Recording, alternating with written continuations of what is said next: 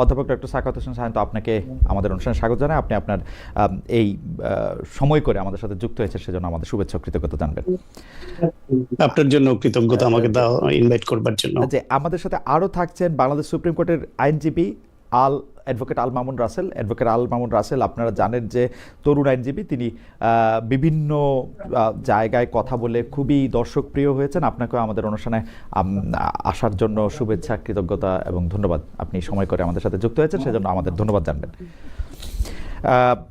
আমি ডক্টর সায়ন্ত, আপনার কাছে একটু জানতে চাই, আমরা তো মানে আনুষ্ঠানিকভাবে ক্যাম্পেইন সেইভাবে গতি না পেলেও তফসিল ঘোষণার পর, বিশেষ করে জনাব তারেক রহমান দেশে আসার পর, বিএনপি কি দিতে চাচ্ছে বা কিভাবে জনগণের সাথে সম্পৃক্ত হবে তার একটা মোটামুটি ছবি পাওয়া যাচ্ছে। একজন রাজনৈতিক বিশ্লেষক হিসেবে আপনার কাছে প্রশ্ন, যদিও আপনি নিজেকে পরিচয় দিতে সময় বিএনপির একজন সমর্থক বলেন এবং আপনি বিএনপির রাজনীতিকে সমর্থন করেন সেটা বলেন, কিন্তু আপনার কাছে আমি একটা উল্টো প্রশ্ন করতে চাই। আপনার কাছে কি মনে হয় যে এই সময় বিএনপি রাজনীতিতে বা ভোটের রাজনীতিতে কোনো ভুল করেছে কিনা, সেই ভুলগুলি করলে সেগুলি কি আপনার দৃষ্টিতে, ডক্টর সায়ন্ত? জি, আপনাকে ধন্যবাদ জানাচ্ছি। আর আলোচনায় মামুন আছেন এবং যারা শুনছেন সবার জন্য শুভেচ্ছা রইল। বিএনপির ভুল বলতে মানে আমার আকাঙ্ক্ষা পূরণ হয়নি যে জায়গাগুলোতে, সেগুলোকে আমি বলছি যে আমার দৃষ্টিতে মনে হয়েছিল যা করতে পারতো, যেটা হয়নি সেই টুকু জায়গাটা আমি অ্যাড্রেস করতে পারি। আমার মনে হয়েছিল গণ অভ্যুত্থানের পক্ষের শক্তি যারা, তাদের মধ্যে যারা তুলনামূলকভাবে ধর্মভিত্তিক রাজনীতি করে, কেউ কেউ মধ্যপন্থার রাজনীতি করে, কেউ বাম ঘরানার রাজনীতি করে। বিএনপি যেহেতু বামের ডানে, ডানের বামে এই পরিচয়ে থাকে, সুতরাং তারা সব পক্ষকে অ্যাকোমোডেট করবার যে চেষ্টাটা ছিল, সেইখানে কোথাও কোথাও গিয়ে আসন সমঝোতার প্রশ্নে এসে একটু হোঁচট খেয়েছে। ফলে অলি আহমেদ একজন মুক্তিযোদ্ধা, তিনি স্বাধীনতা বিরোধীদের পক্ষে যাওয়ার মতো পরিস্থিতি কোনো কারণে হয়তো তৈরি হয়েছে, তিনি ওইদিকে গেলেন। এইটা বিএনপির তরফ থেকে কিভাবে অলি আহমেদকে ধরে রাখা যায় একজন মুক্তিযোদ্ধা হিসেবে, মুক্তিযুদ্ধের পক্ষের শক্তির সঙ্গে, সেই চেষ্টাটায় কোথাও ঘাটতি ছিল কিনা জানি না। এইটা একটা তরুণদের দল এনসিপি, সেই এনসিপিটা তাদের ভোটের বিচারে খুব পার্সেন্টেজ অফ ভোট তাদের খুব হাই না, কিন্তু তাদের মধ্যে একজন তরুণ আছে যারা লেখাপড়া করেন এবং গুছিয়ে কথা বলতে জানেন মিডিয়ায়, এবং কিছু লোকের তাদের প্রতি একটা সহানুভূতি আছে 24-এর শক্তি হিসেবে। সেই হিসেবে তাদের সঙ্গে একটা বেটার আন্ডারস্ট্যান্ডিং পজিশনে বিএনপি যেতে পারলো না কেন, এই আক্ষেপটাও আমার আছে।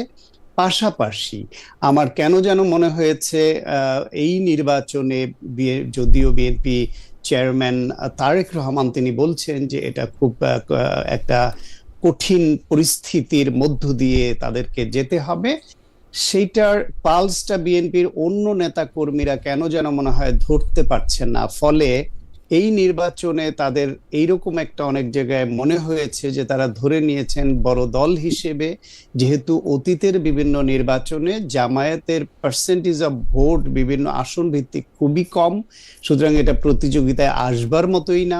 তারা 3টা 4টা থেকে হাইয়েস্ট 18টা সিট পেয়ে পাওয়া দল, তাও জোটে থাকলে, একা করলে 3টা 4টার বেশি পায় না। সেই বিবেচনাটা সম্ভবত কেউ কেউ মাথায় রেখেছে এবং ওই তাত্ত্বিক বিশ্লেষণের মধ্যে কেউ কেউ আছে। ফলে একটা ম্যাসিভ ক্যাম্পেইনে যে তাদের যাওয়া দরকার, প্রতিপক্ষকে যে কখনো হালকা করে দেখতে নেই, সেই সিরিয়াসনেসটা বিএনপির মধ্যে আমি খুব একটা দেখতে পাইনি। বরং আমি এই উদাহরণটা দু এক জায়গায় দিয়েছি যে 1991 সনে আওয়ামী লীগ শুটকোটটাই বানিয়ে মন্ত্রণালয় ভাগ করে নিয়ে বসেছিল যে কে কোন মন্ত্রণালয়ে গিয়ে বসে পড়বে, কিন্তু বিএনপি তখন ডাকসুতে ছাত্রদল জিতলো এবং বেগম খালেদা জিয়ার এরশাদ বিরোধী আপসহীন ভূমিকার কারণে, ওই আন্দোলনে আপসহীন ভূমিকার ইমেজ নিয়ে বিএনপি এইরকম ব্যাপক প্রচারণা এবং ছাত্র সংসদের ওই ইমেজ, খালেদা জিয়ার ইমেজ নিয়ে তারা কাজ করলো মাঠে, এবং ফলাফল কি হয়েছে সবাই আপনারা জানেন। তো এইবার বরং আপনি বাংলাদেশের রাজনীতিতে প্রচারণায় কৌশল অপকৌশল, প্রচার অপপ্রচার সবই চলে। এক এক সময় এক এক রকম হাইপ তুলে এক একটা দল। জামায়াত ইসলাম এরকম ধরেন ধরেন কেউ কেউ লোকালি ভেস্তে টিকিট বিক্রি করছে, কেউ তারা এইদিকে বিদেশিদের সঙ্গে বসলে বলছে। ডক্টর সাহেব, আমরা এই প্রসঙ্গে পরে আসব, কিন্তু আপনার কথা থেকে নিয়ে আমি একটু ছোট করে এই পর্যায়ে শুধু আপনাকে জানতে চাই, আপনি বলতেছিলেন যে বিএনপি এমন একটা দল যারা ডানের বামে থাকে, বামের ডানে থাকে, অর্থসেন্ট্রিস্ট, কিন্তু এই মানে 2024-এর 5 আগস্টের পরে বিএনপির ভূমিকা নিয়ে আপনারা যারা একই রকম কথা বলছেন, কোনো দর্শক আমাকে জানতে চেয়েছেন যে মানে নতুন নতুন মুখকে আমরা এখন দেখি, কিন্তু আপনারা তো পুরনো মানে টক শোতে, কিন্তু আমরা তো পুরনো মুখ হিসেবে আপনাকে আসলে 20 বছর ধরে 15-16 বছর ধরে টক শোতে নিয়মিত দেখতেছি। মজার ব্যাপার হচ্ছে, প্রশ্নটা করতে চাইছি এখানে, আপনারা একই রকম কথা এইবার যখন বলছেন 1971 মুক্তিযুদ্ধ, এবং কিছু ক্ষেত্রে আপনাদেরকে মনে হচ্ছে আপনারা যেন সেন্টার রাইট বিএনপিকে টেনে রাইটকে লেফট মানে লেফটিস্ট রাইট মানে রাইটটাকে লেফটে নিয়ে যেতে চাচ্ছেন, একটু বাম ধারার রাইটে যেতে চাচ্ছেন, তত আপনাদের ভোট কমছে। আপনারা যত বেশি মুক্তিযুদ্ধের কথা বলছেন, যত বেশি জামায়াতকে রাজাকার বলতেছেন, যত বেশি জামায়াতের ধর্মনিরপেক্ষ রাজনীতির কথা বলতেছেন, তত আপনাদের ভোট কমতেছে। আপনাদের বলতে মানে বিএনপির ভোট কমতেছে। তো এই ব্যাপারটার সাথে আপনি একমত কিনা? যদি ভোট কমেও তারপরও আপনি আপনার সেই বক্তব্যে কনসিস্টেন্টই থেকে যাবেন কিনা? আমার মনে হয় ভোট কমছে কিনা সেটা ভোট হলে বোঝা যাবে, এক। দুই হলো, ভোট কমার পেছনে তো অনেকগুলো উপাদান কাজ করবে, বাড়লেও তার পিছনে অনেকগুলো উপাদান কাজ করবে। বরং বিএনপি তো শুধু 71 নিয়ে পড়ে থাকবে এমন দলও নয়, এবং সেটা উচিত নয়, সেটা করছেও না। আমি বরং বিএনপিকে দেখি, বা যারা বিএনপির পক্ষে কথা বলেন বা বিএনপির নীতি নির্ধারক পর্যায়ে যখন তারা থাকেন, আলাপ হয় যে আমি যে বিএনপিকে সমর্থন করি এটা অনেকটা শর্ত সাপেক্ষ সমর্থন, এবং এই শর্ত সাপেক্ষ সমর্থন বিএনপিকে অনেকেই করে। সেই শর্তগুলি কি?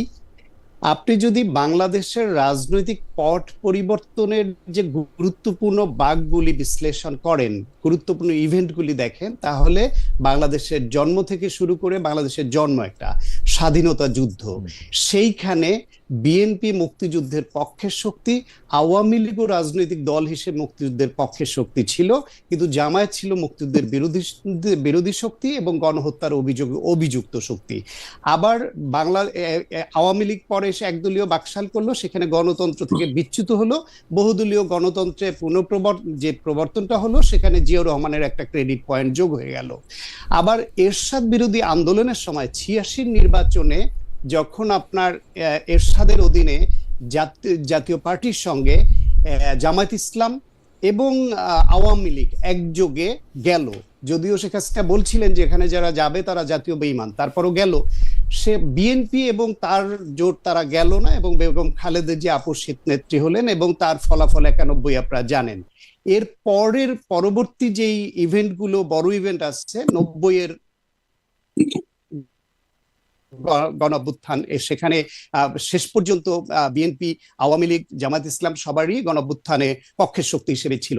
24-এ এসে আবার আপনি দেখবেন যে আওয়ামী লীগ 71 সালে যে মুক্তিযুদ্ধের পক্ষের শক্তি যারা, তারা এসে গণহত্যাকারীর ভূমিকায় অবতীর্ণ হলো, আর জামায়াত ইসলাম আবার এইখানে গণঅভ্যুত্থানের পক্ষের শক্তি হলো, আর বিএনপি অ্যাজ ইউজুয়াল আগের মতোই গণতন্ত্রের পক্ষের শক্তি হিসেবে এই গণঅভ্যুত্থানের পক্ষের শক্তি হলো। এখন এই যে 71, 86 বা এরশাদ বিরোধী আন্দোলন, 90-এর গণঅভ্যুত্থান, 24-এর গণঅভ্যুত্থান, এই উপাদানগুলি দেখলে আপনি দেখবেন, কিংবা 75 পরবর্তী পট পরিবর্তনে সংবাদ মাধ্যমের স্বাধীনতা এবং গণতন্ত্র উত্তরণ, সব জায়গায় আপনি দেখবেন বিএনপির এই রাজনৈতিক ইভেন্টগুলোকে, হিস্টোরিক্যাল ইভেন্টগুলোতে কন্টিনিউয়াসলি একটা পজিটিভ রোল ছিল।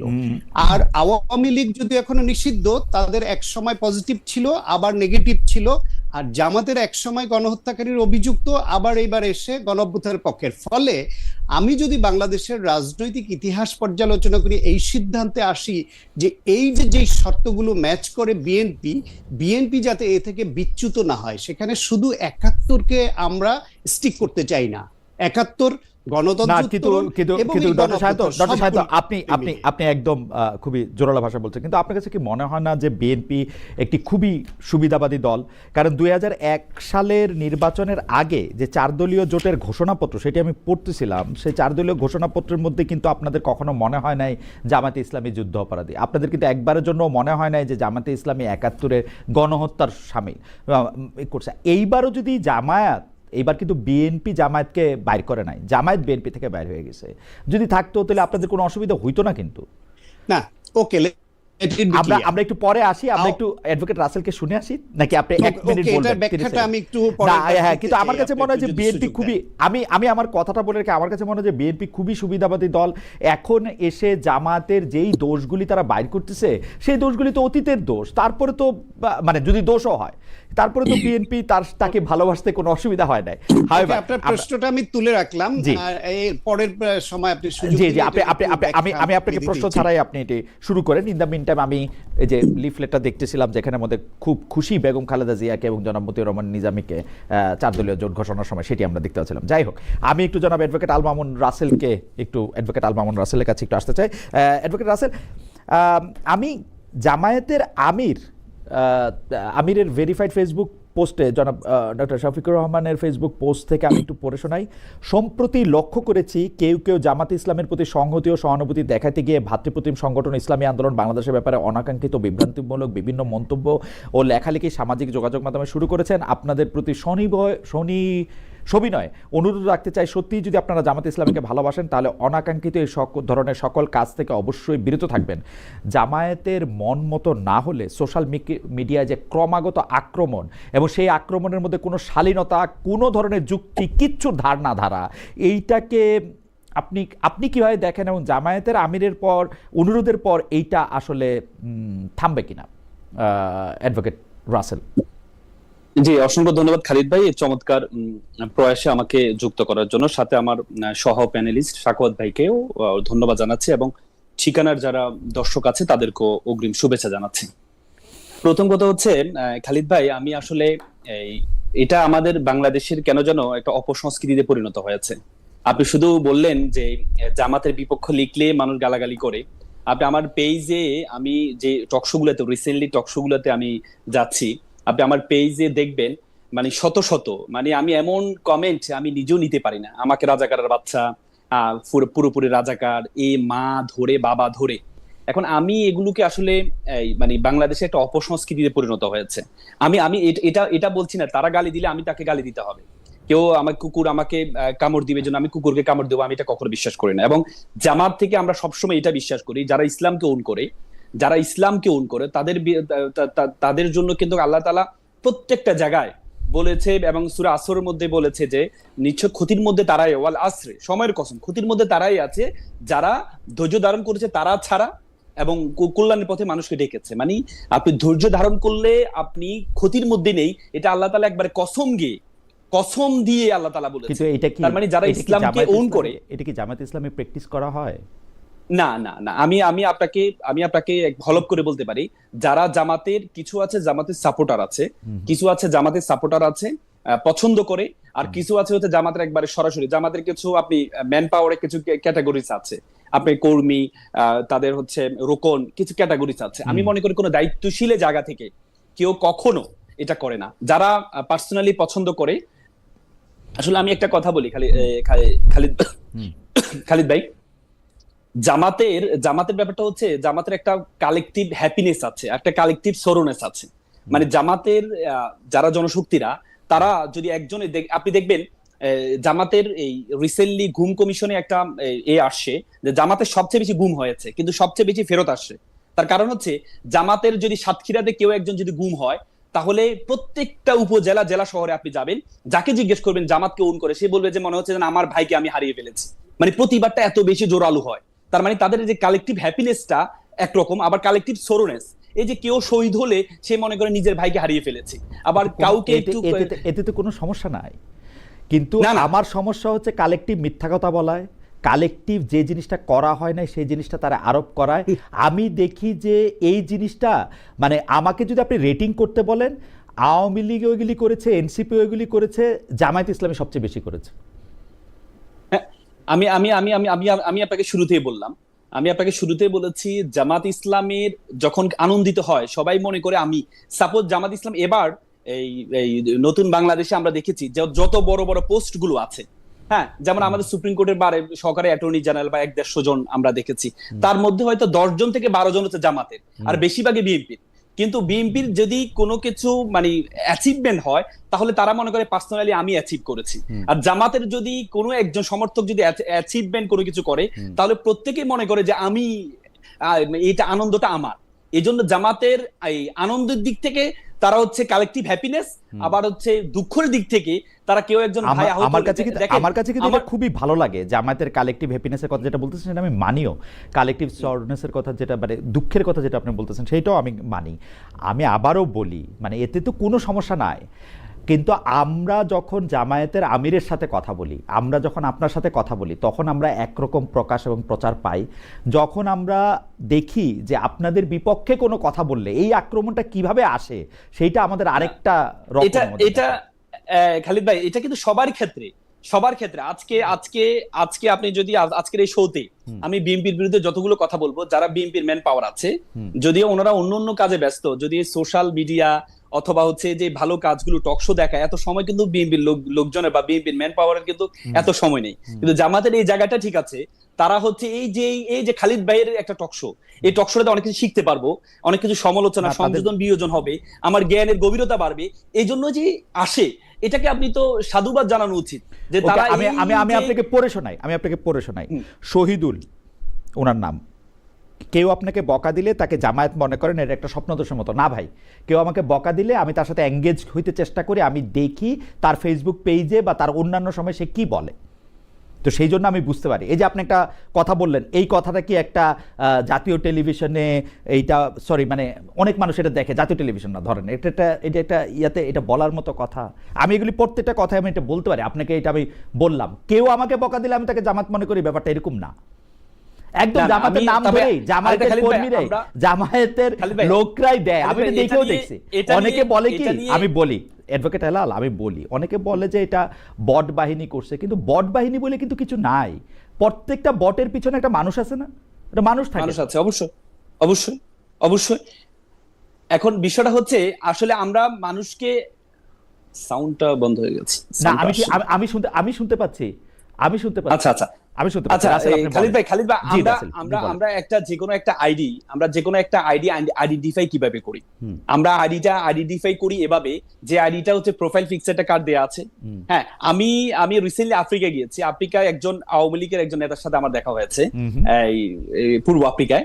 তো যাওয়ার পর ওনার মোবাইলটা আমি দেখলাম, ওনার মোবাইলে আমি কয়েকটা এই আইডি দেখলাম যে কোন একটা আইডির মধ্যে হচ্ছে আপনার জামাতের আমিরের, না আমি দেখেছি তার মোবাইলে, আমি দেখেছি। মোবাইল তো একটা ব্যক্তিগত ব্যাপার, বন্ধু না হইলে কাউরে কেউ দেখতে দেয় না। তার ওখানে সাইন ইন করা একটা বিএনপির একটা আইডি আছে আর একটা জামাতের একটা আইডি আছে। আপনি তার মোবাইল কি করে দেখলেন? এটা হচ্ছে তৃতীয় পক্ষ। তার মোবাইল কি করে দেখলেন? আমি একই হোটেলে ছিলাম, একই হোটেলে আমরা গল্প করতে করতে সামনে তার মোবাইলটা আপনি দেখেছেন? আমি সাধারণত দেখি না অন্যের মোবাইল এরকম করে। না এটা দেখি না, এটা আমি নিজেও দেখি না। হঠাৎ তারটা দেখি না, হঠাৎ হচ্ছে সে যে কোনো একটা টক শো আমাকে দেখাচ্ছে। টক শো দেখতে গিয়ে আমি এই জিনিসটা দেখলাম, একটা নোটিফিকেশন আসছে। নোটিফিকেশনটা দেখলাম যে হচ্ছে একটা ছবি দেখা যাচ্ছে, যে ছবিটা আমি দেখতে পেলাম, এই ছবিটা হচ্ছে জামাতের আমিরের ছবি দেয়া আছে। তখনই আমার একটু হলো, আমি মনে করি, আমি প্রথমত হচ্ছে আমি বলছি যে এটা যদি কেউ করে, এটা আমি প্রতিবাদ জানাচ্ছি। এটা করার কোনো ধরনের সুযোগ নেই। আমার মনে হয় অ্যাডভোকেট রাসেলের এই ব্যাপারে অবস্থান আমার কাছে কেন যেন মনে হচ্ছে তৃতীয় একটা পক্ষ, এই যে নিজেদের মধ্যে একটা জুলাইয়ের যারা আছে তাদেরকে একটা ডিসপিউট তৈরি করার জন্য যে কোনো একটা প্রক্রিয়া করতে পারে। কিন্তু কেউ যদি জামাতের পক্ষ থেকে যারা আদর্শিক সংগঠন করে, যারা আদর্শকে ওন করে, আমি মনে করি তারা এটা করলে এটা তাদের সাথে কখনো যাবে না। এটা করলে আমি প্রতিবাদ জানিয়ে রাখলাম। ওকে, আমার মনে হয় অ্যাডভোকেট রাসেল বিষয়টি খুব পরিষ্কার করেছেন। আমি দুইটা একটু পড়ি। ফাহিম শেখ, এই দুজন ব্যক্তিকে আনলে কি আপনার দালালি বন্ধ হয়ে যাবে? আমার জন্য বলতেছেন উনি, সেটা আপনি 6 মাস ধরে আপনাকে মেসেজ করে যাচ্ছি, তারপর আপনি এই দুজন ব্যক্তিকে আনছেন না। একজন হচ্ছেন আব্দুল্লাহ বিন আব্দুর রাজ্জাক, আর একজন হচ্ছেন ফরহাদ মজার। আমি চেষ্টা করেছিলাম ভাই ফরহাদ মজার বা আব্দুল্লাহ বিন রাজ্জাক, মানে ফরহাদ মজার আব্দুল্লাহ বিন রাজ্জাক বা ওরকম কারোর সাথে বসতে রাজি হন নাই। আমার দালালি বন্ধ হয়ে যাবে এটা নিয়ে আপনি অনেক কনসার্ন আছেন দেখে সেজন্য আপনাকে ধন্যবাদ। আরেকজন আমাকে প্রশ্ন করেছেন যে আপনি কিভাবে মেপেছেন যে সবার থেকে জামাত শিবির গালাগাল বেশি করে, এটা সমালোচনার জন্যই সমালোচনা করা মাত্র। হইতে পারে ভাই, আমার বিবেচনায় ভুলও হইতে পারে। যাই হোক, অনেকে কিন্তু জামায়াত শিবিরকেও গালাগালি করেন, এই কথাও ঠিক, এই কথাও ঠিক। আর আমি অ্যাডভোকেট রাসেল আপনাকে একটা ছোট ওই প্রশ্নের একটা লেজের জায়গা থেকে একটু আপনি বলতে চাই যে ইসলামী দলগুলো, আপনি একটু জাস্ট আইন কানুন এবং মানে তথ্যের ভিত্তিতে আপনি বলবেন যে ইসলামী দলগুলো একটা আরেকটা মানে সবাই এক প্ল্যাটফর্মে না আসার পেছনে কি কোনো কারণ রয়েছে, নাকি কারণটা স্রেফ রাজনীতি বলে আপনি মনে করেন, মানে পলিটিক্যাল? ধরেন না, আমি মনে করি ধরেন কওমি দেওবন্দি সুন্নিয়াত মাদ্রাসার অস্তিত্ব রাখবে না জামায়াত সরকার ক্ষমতা আসলে, এটা হেফাজতের শীর্ষ নেতৃবৃন্দ বলতেছেন, অনেক ইসলামিক দল মনে করতেছেন, যেমন জমিয়তে উলামা ইসলামও কিন্তু মনে করতেছে যে জামায়াতরে আসলে ঠিক ইসলামী দলই বলা যাবে না। আপনার কাছে কি মনে হয় যে ইসলামী দলগুলির মধ্যে কি অনেক বেশি পার্থক্য বাংলাদেশে? আমি আসলে খালিদ ভাই, আমি এই জিনিসটা একটু দেখি, কারণ ইসলামকে যারা ওন করে তাদের মধ্যে হচ্ছে, আপনি দেখেন আল্লাহ রাসূল কিন্তু নিজে বলেছেন যে আমার পরবর্তীতে ইহুদিদের যদি 71টা দল হয়, খ্রিস্টানদের যদি 72টা হয়, তাহলে মুসলিম মানে ইসলাম যারা ওন করে তাদের মধ্যে 73টা দল হবে, এভাবে বলেছেন। তার মানে আপনি দেখেছেন আমাদের 4টা মাযহাব আছে, 4টা মাযহাবে 4 রকম। এবং আপনি প্রথম যখন আসছিল হাম্বলি, শাফি, এক একজন মাযহাবের এগেইনস্টে কমপক্ষে 10 থেকে 15টা বই লিখেছে আপনি, এবং কি কেউ কাউকে ইসলাম থেকে বের করে দিচ্ছে শুরুতে, কেউ কাউকে, এবং আপনি যে তাফসিরগুলো গুরুত্বপূর্ণ তাফসিরগুলো আমার মনে হয় যে অ্যাডভোকেট রাসেল আমরা এটা নিয়ে বিস্তারিত আলোচনা করব। জি, তাফসিরে কাশরাফ যখন কাশরাফ সাহেব যখন লিখেছিলেন তখন কিন্তু ওনাকে কাফের ঘোষণা দেওয়া হয়েছিল। এজন্য ইসলামের দলের একটার মধ্যে আরেকজন এটা বলবে, কিন্তু এখন যে কাছাকাছি চলে আসছে, একসময় ইসলামী আন্দোলনও বলেছে, জামাতও ইসলামী আন্দোলনকে বলেছে, ইসলামী আন্দোলনকে জামাতকে বলেছে, কিন্তু এখন যে তাদের মধ্যে যে একটা ঐক্য, আমি মনে করি এটাকে কনফ্লিক্ট থিওরি বলে, দ্বন্দ্বিকতার মধ্যে নতুনত্ব পাবে। আমি এটাকে খারাপভাবে দেখি না, এখন কাছাকাছি চলে আসে, এখন ঐক্য দেখেন। অবশ্যই আমার কাছে এই যে কাছাকাছি চলে আসছে, এটাই আমাদের দেশের জন্য একটা শুভ লক্ষণ যে তারা কাছাকাছি চলে আসছে। এখন কাউকে তারা আপনাকে প্রশ্ন করে রাখি, ডক্টর সায়ন্তকে যেমন প্রশ্নটা করেছিলাম, আমি আপনাকে প্রশ্নটা করে রাখছি। আপনি বলছেন বটে কাছাকাছি চলে আসছে, কিন্তু আমি কিন্তু এটা দেখতে পাচ্ছি না কাছাকাছি চলে আসা। ভোটের সময়টার ব্যাপারটা এরকম, কিন্তু আপনি 4টা মাযহাব বা মাযহাব ছাড়া যারা আছেন, যারা নিজেদেরকে লামাযহাব বলেন, বা আপনি 73টা উপদল বা দলের কথা যেরকম বললেন, তারা খুব কাছাকাছি চলে আসছে, সেটা আমি দেখি না। এখন ইসলামী দল যদি বাংলাদেশে সরকার গঠন করে, ইসলামী শাসন কায়েম করতে এই দল উপদল এবং একজন আরেকজনকে যে কাফের বলা, এবং সেটা আপনি জানেন বাংলাদেশে বড় বড় মুফতি, বড় বড় মাওলানারাও কাফের বলেন। আমি হেফাজতের ইসলামীর আমির শাহ মহিবুল্লাহ বাবুনগরীর কথা বলতে পারি যে মানে তিনি আপনাদেরকে কি বলেন আপনি সেটা জানেন। আমি আরেকজন আলেমের কথা জানি যিনি আরেকটা বিশ্ববিদ্যালয় থেকে পড়ে আসা আরেকজন আলেমকে কি বলেন সেটা আপনি জানেন। পরস্পর সেই ক্ষেত্রে আপনারা একটা ইউনিফাইড ইসলামী শাসন ব্যবস্থা কেমনে করবেন সেইটাও একটু আমাদেরকে একটু বলেন। আমি একটু আইন কানুন দিয়ে ব্যাপারটা বুঝতে চাই। আমি একটু ডক্টর সায়ন্তের কাছে যাই। ডক্টর সায়ন্ত, প্রশ্নটা করে রাখছিলাম যে মানে জামায়াতে ইসলামীকে যে আপনাদের এখন এত আমি খারাপ বলবো না, মানে কি জানি এত পরিত্যাজ্য মনে হতেছে, কোনো সময় আপনাদের কাছে এত মুনাফেক মনে হতেছে, এটা তো আগে কখনো মনে হয় নাই। জামায়াত আপনাদের সঙ্গে থেকে গেলে, বিএনপির সঙ্গে থেকে গেলে তো জামায়াতকে ভালোই লাগতো আপনাদের, মনে হয় আর কি। আমি বিভিন্ন আমিও করেছিলাম, বুঝতে পেরেছি। আমি খুব খোলা মনে একটু বিষয়টা ব্যাখ্যা করি। জি জি প্লিজ। তার আগে আমি একটা কনফিউশন দূর হলো, সেই জন্য রাসেলকে ধন্যবাদ জানাই যে ইসলামী আন্দোলন বাংলাদেশ কিংবা হেফাজত ইসলাম এবং জামায়াত ইসলাম এরা যে একজন এক মাযহাবের ছিল, এবং এখন যারা একজোটে আসছে, দূরত্ব কমে গেছে, এক মাযহাবে চলে আসছে, এটা আমার জানা ছিল না। না, এটা মাযহাবের প্রশ্ন না, কিন্তু মাযহাবের প্রশ্নটা কিন্তু মাযহাবের প্রশ্ন না। ডক্টর সায়ন্ত, প্রশ্ন কিন্তু মাযহাব নিয়ে না।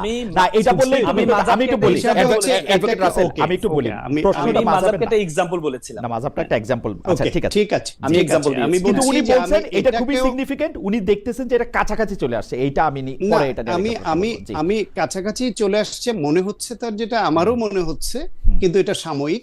সেটাই বিএনপি আর জামায়াতের যে আন্ডারস্ট্যান্ডিং, এবং এই যে কখনো মুনাফিক বলা, কখনো না বলা, এবং এই যে এই ধর্মভিত্তিক দলগুলোর কখনো একে অপরকে ইসলামী না এরকম বলা, আবার কখনো কাছাকাছি চলে আসা, এই সবগুলোই আসলে স্বার্থ সংশ্লিষ্ট ঐক্য যখন থাকে তখন তারা একে অপরের যে দোষ ত্রুটি আছে সেটা নিয়ে বলে না।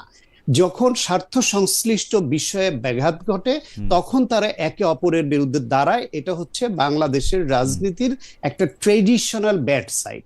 আপনি দেখেন যে 1971 সনে পরাজিত গণহত্যার দায়ে অভিযুক্ত একটা দল, তাদের সঙ্গে বাংলাদেশের স্বাধীনতার পক্ষের রাজনৈতিক শক্তি তৎকালীন আওয়ামী লীগ এবং মুক্তিযুদ্ধের স্বাধীনতার ঘোষণা দেওয়া সেক্টর কমান্ডার হিসেবে যুদ্ধ করা জেড ফোর্সের অধিনায়ক একজন লোক, তার গড়া দল, তাদের সঙ্গে তো এই জামায়াত ইসলামের ঐক্য হবার কথা ছিল না। দুই দলের সময় দুই সময় ঐক্য হয়েছে, বিএনপির সঙ্গে নির্বাচনী জোট হয়েছে, একসঙ্গে সরকার গঠন করেছে, দীর্ঘদিন ছিল, কিন্তু আওয়ামী লীগের সঙ্গে ঐক্য, কৌশলগত জোট বা টেকনিক্যাল অ্যালায়েন্স জামাত ইসলামের হয়েছে, যেটা হওয়ার কথা ছিল না। আবার একইভাবে জাতীয় পার্টি একটা পতিত স্বৈরাচার, যাদেরকে 86-তে জামায়াত এবং আওয়ামী লীগ জাতীয় পার্টিকে সার্ভাইভ করাইতে হেল্প করলেও নির্বাচনে গিয়ে 90-এর অভ্যুত্থান কিন্তু সবাই মিলেই ঘটিয়েছে। যাকে আপনার পতন ঘটালো স্বৈরাচার বলে, সেই স্বৈরাচারকে কিন্তু এই জাতীয় এই বিএনপি এবং আওয়ামী লীগ উভয়ই কিন্তু বিভিন্ন সময় জোটে নিয়েছে এবং এই জামায়াত ইসলামী উভয়ের সঙ্গেই জাতীয় পার্টি সহই কিন্তু ছিল। ধর্মভিত্তিক দলগুলো এই তারা একে অপরকে কাফের ঘোষণা করে, এই একে অপরকে ইসলামী নয় এরকম আখ্যা দেয়, আবার তারা ঐক্য হয়। এই সমস্ত কিছু একটা পলিটিক্যাল ইকুয়েশনের মধ্যে হয়। এইটা বাংলাদেশের রাজনীতির ব্যাড সাইড, এই দোষে সব দল দুষ্ট। এখন আপনাকে আমি বলি, বিএনপি যখন জামায়াতকে সঙ্গে নিয়েছে, বিএনপি কখনোই বলেনি যে জামায়াত ইসলাম 1971 সনে মুক্তিযুদ্ধে বিরোধিতা করে নাই, তারা বাংলাদেশের বিরোধিতা করেছে এটাও বলে নাই, বলেছে সব সময় বলেছে। না, আমি বলি আপনাকে, সব সময় বিএনপি আওয়ামী লীগ যারাই করুক, জামাতের সঙ্গে যখন জোট করেছে, তারা জামায়াত মুক্তিযুদ্ধে বিরোধিতা করেনি এইটা মেনে নিয়ে ওই সূত্র ঐক্য করেনি। ঐক্য বা জামাত 1971 সালে মুক্তিযুদ্ধ বিরোধী ছিল সেটা মেনে নিয়েও সময় আপেক্ষিকভাবে তারা রাজনৈতিক কৌশলের অংশ হিসেবে বা লাভবান হবার জন্য জামায়াতকে জোটে নিয়েছে। আবার জামায়াতও যেখানে আপনার নারী নেতৃত্ব হারা লাভের জন্য জোটে নিয়েছে, এটা শুনে ভালো লাগলো আর কি। মানে এটাতে বোঝা গেল যে মানে আদর্শ ব্যাপার না, লাভটা ব্যাপার আর কি। না, আমি বলছি তো বাংলাদেশে এই জামায়াত ইসলাম নারী নেতৃত্ব হারাম এক সময় বলতো না, সেই জামাত খালেদা জিয়ার নেতৃত্ব মেনে তাদের জোটে আমি আপনি প্রায় একই সময়, ডক্টর শান্ত আমি বলি, আপনি একই সময় প্রতিনিধিত্ব করি। 90-এর গণ আন্দোলনের সময় আমরা এরশাদকে হটানোর সময় আমরা বললাম পতিত স্বৈরাচার জাতীয় পার্টি এবং জামায়াতে ইসলামীকে কেউ আমরা কোনো জোটে বা কোনো কিছুতে আমরা দেখতে চাই না। এই জিনিসটা প্রথম কে ভাঙলো? বিএনপি ভাঙলো না জামায়াতকে নিয়ে 91-তে যখন সরকার গঠন করে, তখন এটা বিএনপি সবার আগে ভাঙলো না? বিএনপি যখন 96 সালে নির্বাচনে পরাজিত হওয়ার পর যখন 4 দলীয় জোট রূপরেখা বলে, তখন এটার আগ্রহটা বিএনপির ছিল না। আপনি দেখেন, আমি কিন্তু দেখতেছিলাম যে মোটের উপর জামায়াত কিন্তু বিএনপির উপর অসন্তুষ্ট ছিল, জামায়াত বিএনপির উপর অসন্তুষ্ট ছিল নানা কারণে, কিন্তু এই জামায়াতের সঙ্গে একটা অ্যালায়েন্স করার জন্য বিএনপি সবার আগে আসছে, বিএনপি নতুন নেগেটিভ তৈরি করছে এবং বিএনপি কিন্তু জামায়াতকে সঙ্গে নিছে বেশি করে। আপনি নিজে বহু লেখা লিখছেন এই সময়, আমি ঠিক সমালোচনা করে না, কিন্তু খুঁজলে আমি পাবো। আপনি শুধু শেষের এই অংশটা দেখলেন, জামায়াতকে বাংলাদেশে রাজনীতি করবার অধিকারটাই ফিরিয়ে দিয়েছে জিয়াউর রহমান। সুতরাং জামায়াত প্রশ্নে বাংলাদেশে যদি বেশি ব্লেম কাউকে করতে হয় সেটা অবশ্যই বিএনপি, কারণ এইরকম যুদ্ধবিরোধী মুক্তিযুদ্ধ বিরোধী একটা শক্তিকে রাজনীতিকে পুনর্বাসন করেছে জিয়াউর রহমান। এখন কথা হচ্ছে ইনক্লুসিভ রাজনীতির স্বার্থে দেশকে ঐক্যবদ্ধভাবে এগিয়ে নেওয়ার জন্য তিনি করেছিলেন, কিন্তু তার এই করাটা তার দৃষ্টিতে সঠিক মনে হলো, অনেকের দৃষ্টিতে ভুল মনে হতে পারে। আবার পরবর্তীতে এসে 91 পরবর্তী সময়ে যখন সরকার গঠন বা এই যে 91 সালে 18টা আসন জামাত পেয়ে গেল, I personally don't believe যে জামাত নিজের যোগ্যতায় কোন রকম আনঅফিশিয়াল বা ইনফর্মাল আন্ডারস্ট্যান্ডিং না হওয়া সত্ত্বেও বিএনপির সঙ্গে 18টা সিট পেতে পারে। সুতরাং 91 নির্বাচনেও বিএনপির সঙ্গে জামাতের একটা বিহাইন্ড দি স্ক্রিন একটা আন্ডারস্ট্যান্ডিং ছিল, কোথাও ওই আসন ভিত্তিক সমঝোতা ছিল, এটা অনেকে বলেন, না হলে 18টা সিট জামায়াত ইসলাম পাওয়ার কথা না। ফলে জামায়াতকে বিএনপি বিভিন্ন সময় কৌশলগতভাবে কখনো ফর্মালি ওপেন, কখনো হিডেন তাদের ঐক্য ছিল এবং জামাতকে বেনিফিটেড করেছে এবং জামাত দ্বারা বেনিফিটেড হয়েছে।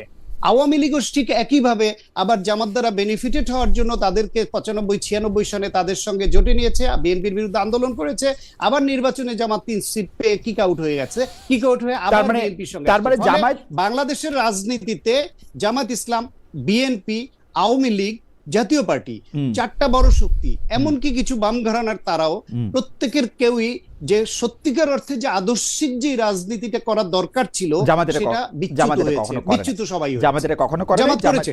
অবশ্যই জামাত করেছে। সেই উদাহরণটা আমি দেই। জামাত বাংলাদেশে বলেছে, তাদের পক্ষ থেকে বলেছে নারী নেতৃত্ব তারা মানে না, নারী নেতৃত্ব না জায়েজ। সেই নারী নেতৃত্ব মেনে নিয়ে তারা আবার বেগম খালেদা জিয়ার নেতৃত্বে কখনো, শেখ হাসিনার নেতৃত্বে কখনো রাজনীতি তারা করেছে। কিন্তু জামাত ধর্মের কথা যখন ইনফরমালি বলে তখন একরকম বলে, আবার যখন ফর্মালি বলে তখন আরেক রকম বলে। মানুষের কাছে কিন্তু ডক্টর সায়ন্ত এই জিনিস তো বাংলাদেশে পলিটিক্সে সব সময় আমি দেখে আসতেছি। মানে শুধু জামাতকে আপনি সবার বেলায় বললাম, জামাতকে আপনি বেগম জিয়ার কথা কেন বলেন না? বেগম জিয়ার 1991 সালের আপনি ভাষণের কথা কেন বলেন না? উনি ধর্মকে কার্ড হিসেবে ব্যবহার করছেন, শেখ হাসিনা তো কার্ড হিসেবে ব্যবহার করেনি। উনি বলছেন আওয়ামী লীগকে ভোট দিলে দেশ হিন্দু রাষ্ট্র হয়ে যাবে, দেশে শাখা চুরি এগুলি দেখা যাবে। কথা হচ্ছে গিয়ে আমি বিএনপি সমর্থক হয়েও বিএনপি জামায়াতকে নিয়ে বা এই জাতীয় পার্টিকে নিয়ে ভুল করেছে আমার দৃষ্টিতে, এটা আমার ব্যক্তিগত মত, সে কথাটা আমি বলছি। পাশাপাশি জামায়াত কি করেছে, জাতীয় পার্টি কি করেছে, আওয়ামী লীগ কি করেছে, সবকটা বলছি। কিন্তু আপনি আমাকে স্পেসিফিক্যালি বলছেন জামাত করেনি। জামাত করেছে। জামাত তাদের আদর্শ জামাত তাদের সুবিধা প্রাপ্তির জন্য মুখে যা বলে, অন্তরে যা পোষণ করে, মুখে তা বলে না, মুখে যা বলে কাজে তা করে না। এই প্রমাণ জামাতেরও বারবার দেখা গেছে, বিএনপির দেখা গেছে, আওয়ামী লীগের দেখা গেছে। আমি তো সবার বেলায় বলছি, এককভাবে বেশি কম যাদের সুবিধা বেশি, বড় দল তারা প্রভাবিত বেশি করে। সেই ক্ষেত্রে আওয়ামী লীগ এবং জাতীয় বিএনপির দায়টা বেশি। কারণ আওয়ামী লীগ এবং বিএনপি যদি স্পেস না দিত, এদেশে মুক্তিযুদ্ধ বিরোধী এবং স্বৈরাচাররা দাঁড়াতে পারতো না। ওকে, ঠিক আছে। আমি একটু অ্যাডভোকেট রাসেলের কাছে আসি। অ্যাডভোকেট রাসেল, আগের প্রশ্নটা আমি করি যে এক একটা দল এক এক রকম, মানে এক এক ইসলামী দল ইসলামের এক এক রকম ইন্টারপ্রিটেশন করার সাথে একই রকম একটা আইন কানুন সমাজ ব্যবস্থা রাষ্ট্র ব্যবস্থা চালু করা সম্ভব কিনা ইসলামিক স্টেট হলে? আপনি এর আগের একটা শোতে আমি দেখতেছিলাম যে আপনি ইসলামিক স্টেট নিয়ে বলতেছেন যে স্টেটে নারী নেতৃত্ব সম্পর্কে যতক্ষণ পর্যন্ত স্টেট না হচ্ছে ততক্ষণ পর্যন্ত অনেক কিছু করা যায়। এখন যদি আপনি একটু বলেন যে জামায়াতে ইসলামী এরকম কেন, যে এই যে দেখেন আমি জামায়াতে ইসলামীকে 1971 সালের পর থেকে বাংলাদেশে যখন থেকে রাজনীতি করতেছে, আমি সব সময় কোনো না কোনো দলের ভিতরে কোনো না কোনো দলের ছায়া, জোটের ছায়া এগুলো এসে করতে দেখতেছি, এবং তারপরে তারা আবার সেই দল বা জোটকে সাংঘাতিক রকমের নিন্দা মন্দ গালি, মানে আমি সেই গালি মানে একটা গালি না, মানে খুবই নিন্দামন্দ করতে শুনতেছি। এইটা কেন? এই যে ধরেন বিচিত্রার প্রচ্ছদে আমি যে শিরোনামটা ছবি দেখতে পাচ্ছি, যে সেটার মধ্যে হচ্ছে বিভ্রান্ত বিরোধিতা। সেই বিভ্রান্ত বিরোধিতাটা কেন করা হচ্ছে? সেই বিভ্রান্ত বিরোধিতা শিরোনামে বিচিত্রার প্রচ্ছদে আমরা দেখতে পাচ্ছি জাতীয় সংসদ ভবনের সরকার বিরোধী আওয়ামী লীগ, জাতীয় পার্টি ও জামায়াতের যৌথ সংবাদ সম্মেলন। আওয়ামী লীগ, জাতীয় পার্টি ও জামাতের যৌথ সংবাদ সম্মেলন, এবং সেই সংবাদ সম্মেলনে তারা কিন্তু একই রকমভাবে একই কথা বলতেছে না। আমরা আরেকটি ছবি দেখতে পাচ্ছি, যে ছবিটির মধ্যে আমরা দেখতে পাচ্ছি যে সংসদে আলোচনার ফাঁকে শেখ হাসিনার কাছে এসে জামাতের সেই সময়কার আমির জনাব মতিউর রহমান নিজামী তার সাথে কথা বলছেন, তারকে কোনো কিছু করার একটা বলার একটা অনুরোধ করছেন, এবং সেটাও পত্রপত্রিকা অনেকবার ছাপা আছে। আপনি একটু যদি আমাদেরকে এটা বলেন, তারপর আমরা শুনবো যে ইসলামী শাসনটা নিয়ে একটু বলেন। জি খালিদ ভাই, আমি আপনার প্রশ্ন আসছি তার আগে শাকত ভাইয়ের কয়েকটা বিষয় আমাকে একটু নিয়ে আসা দরকার। শাকত ভাই, দেখেন বিএনপিকে যখন প্রশ্ন করা হয় জোটের বিষয়ে, যে আপনারা জামাতের সাথে কেন জোট করলেন, বিএনপি তখন বলে আমরা কি জামাতের সাথে আদর্শিক জোট করি নাই, আমরা প্রয়োজনীয় জোট করেছি। কারণ আপনি জানেন জোট দুই কারণে হয়, একটা হচ্ছে আদর্শিক জোট আর একটা হচ্ছে প্রয়োজনীয় জোট। তার মানে বিএনপিকে যখন প্রশ্ন করে জামাতকে কেন নিয়েছে, তখন বিএনপি বলে আমরা আদর্শিক জোট করি নাই, আমরা প্রয়োজনীয় জোট করেছি। তেমনি আজকে শাকত ভাই বললো যে খালেদা জিয়ার নেতৃত্বে আমরা জামাত গিয়েছে, খালেদা জিয়ার নেতৃত্বে কিন্তু জামাত যায় নাই।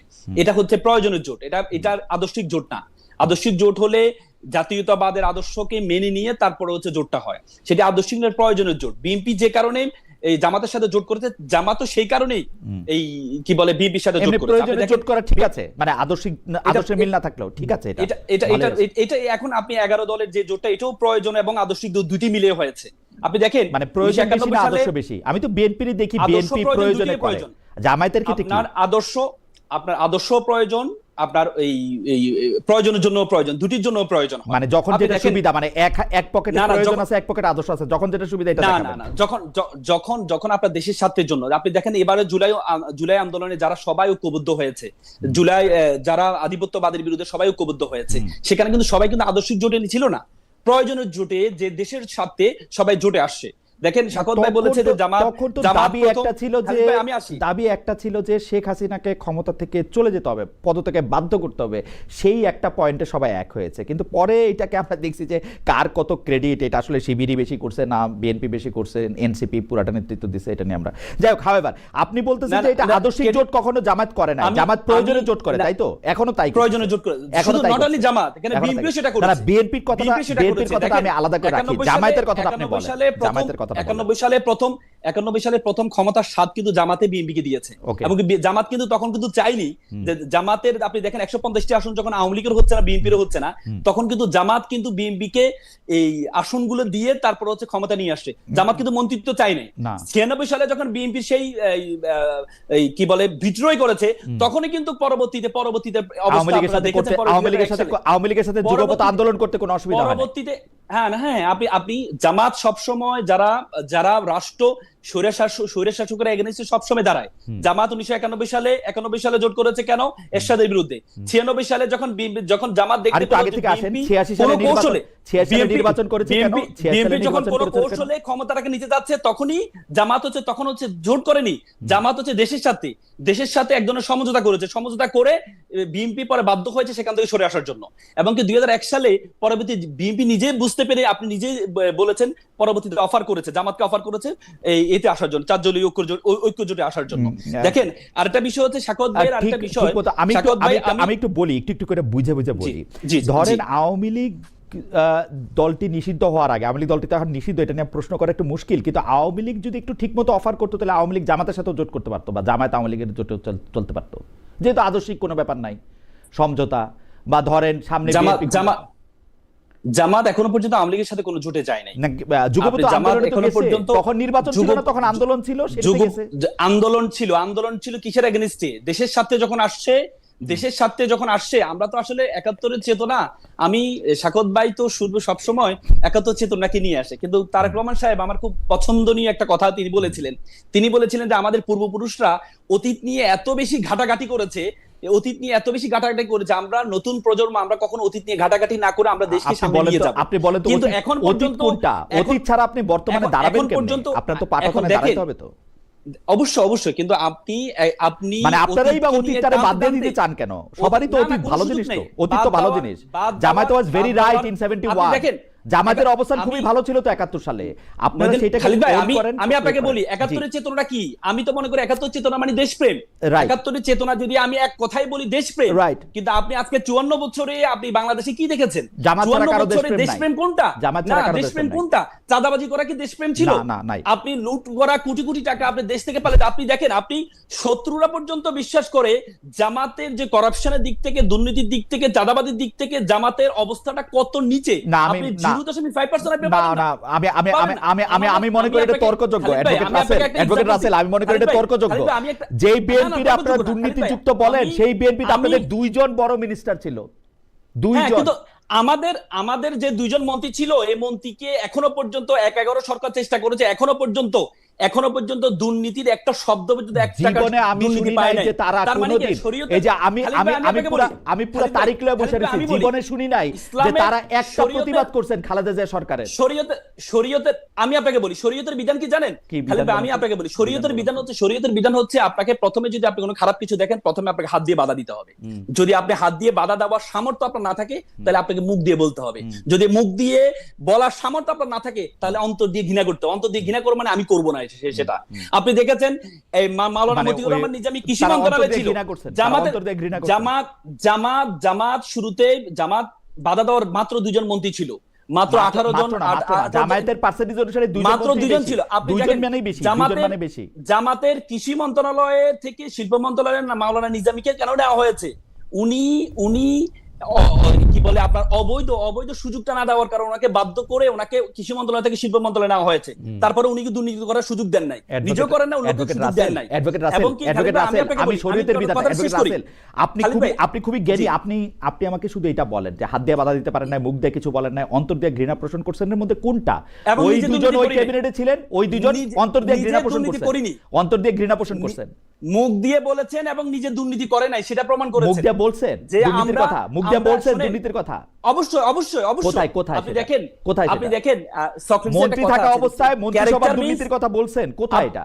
আপনি জামাত যদি ওই সময় কথা বলতো তাহলে দেশের সাথে গভর্নমেন্টটা কন্টিনিউ করা কঠিন হয়ে যেত। শুধুমাত্র দেশের সাথে ঐক্য নষ্ট হওয়ার সাথে জামাত প্রথম বিএনপির দুর্নীতির কথা কবে বলছে? আমি বলি জামাত বিএনপির দুর্নীতির কথা কবে কখন বলছে? তখন জামাত আনুষ্ঠানিক 2009, 10, 11, 12, 13 কখন বলছে বিএনপির দুর্নীতির কথা? আপনারা জামাত আনুষ্ঠানিকভাবে কখনো বলেনি। জামাত আনুষ্ঠানিকভাবে কেন বলে নাই? সরকার থেকে বাইরে হয়ে বলে নাই কেন? সরকার থেকে বাইরে মধ্যে আপনি আছেন, অবশ্যই সবসময় বলেছে। সরকার থেকে বাইরে হয়ে বলে নাই কেন? 9, 10, 11, 12, 13 বলে নাই কেন? সরকার থেকে বের হওয়ার পর সবসময় বলেছে, কিন্তু যখন বিএনপি দুর্নীতি করেছে এটা বলেছে। আপনি এটা তো একবারে পরিষ্কার ছিল, এটা খালিদ ভাই, এটা একবারে পরিষ্কার ছিল। আমি কেন মিস করে গেলাম? এটা একবারে পরিষ্কার ছিল, সবাই বলেছে, একবারে পরিষ্কার করেছিল, কিন্তু অবস্থাটা কি ছিল তখন? 9, 10, 11 পরবর্তীতে অবস্থাটা কি ছিল?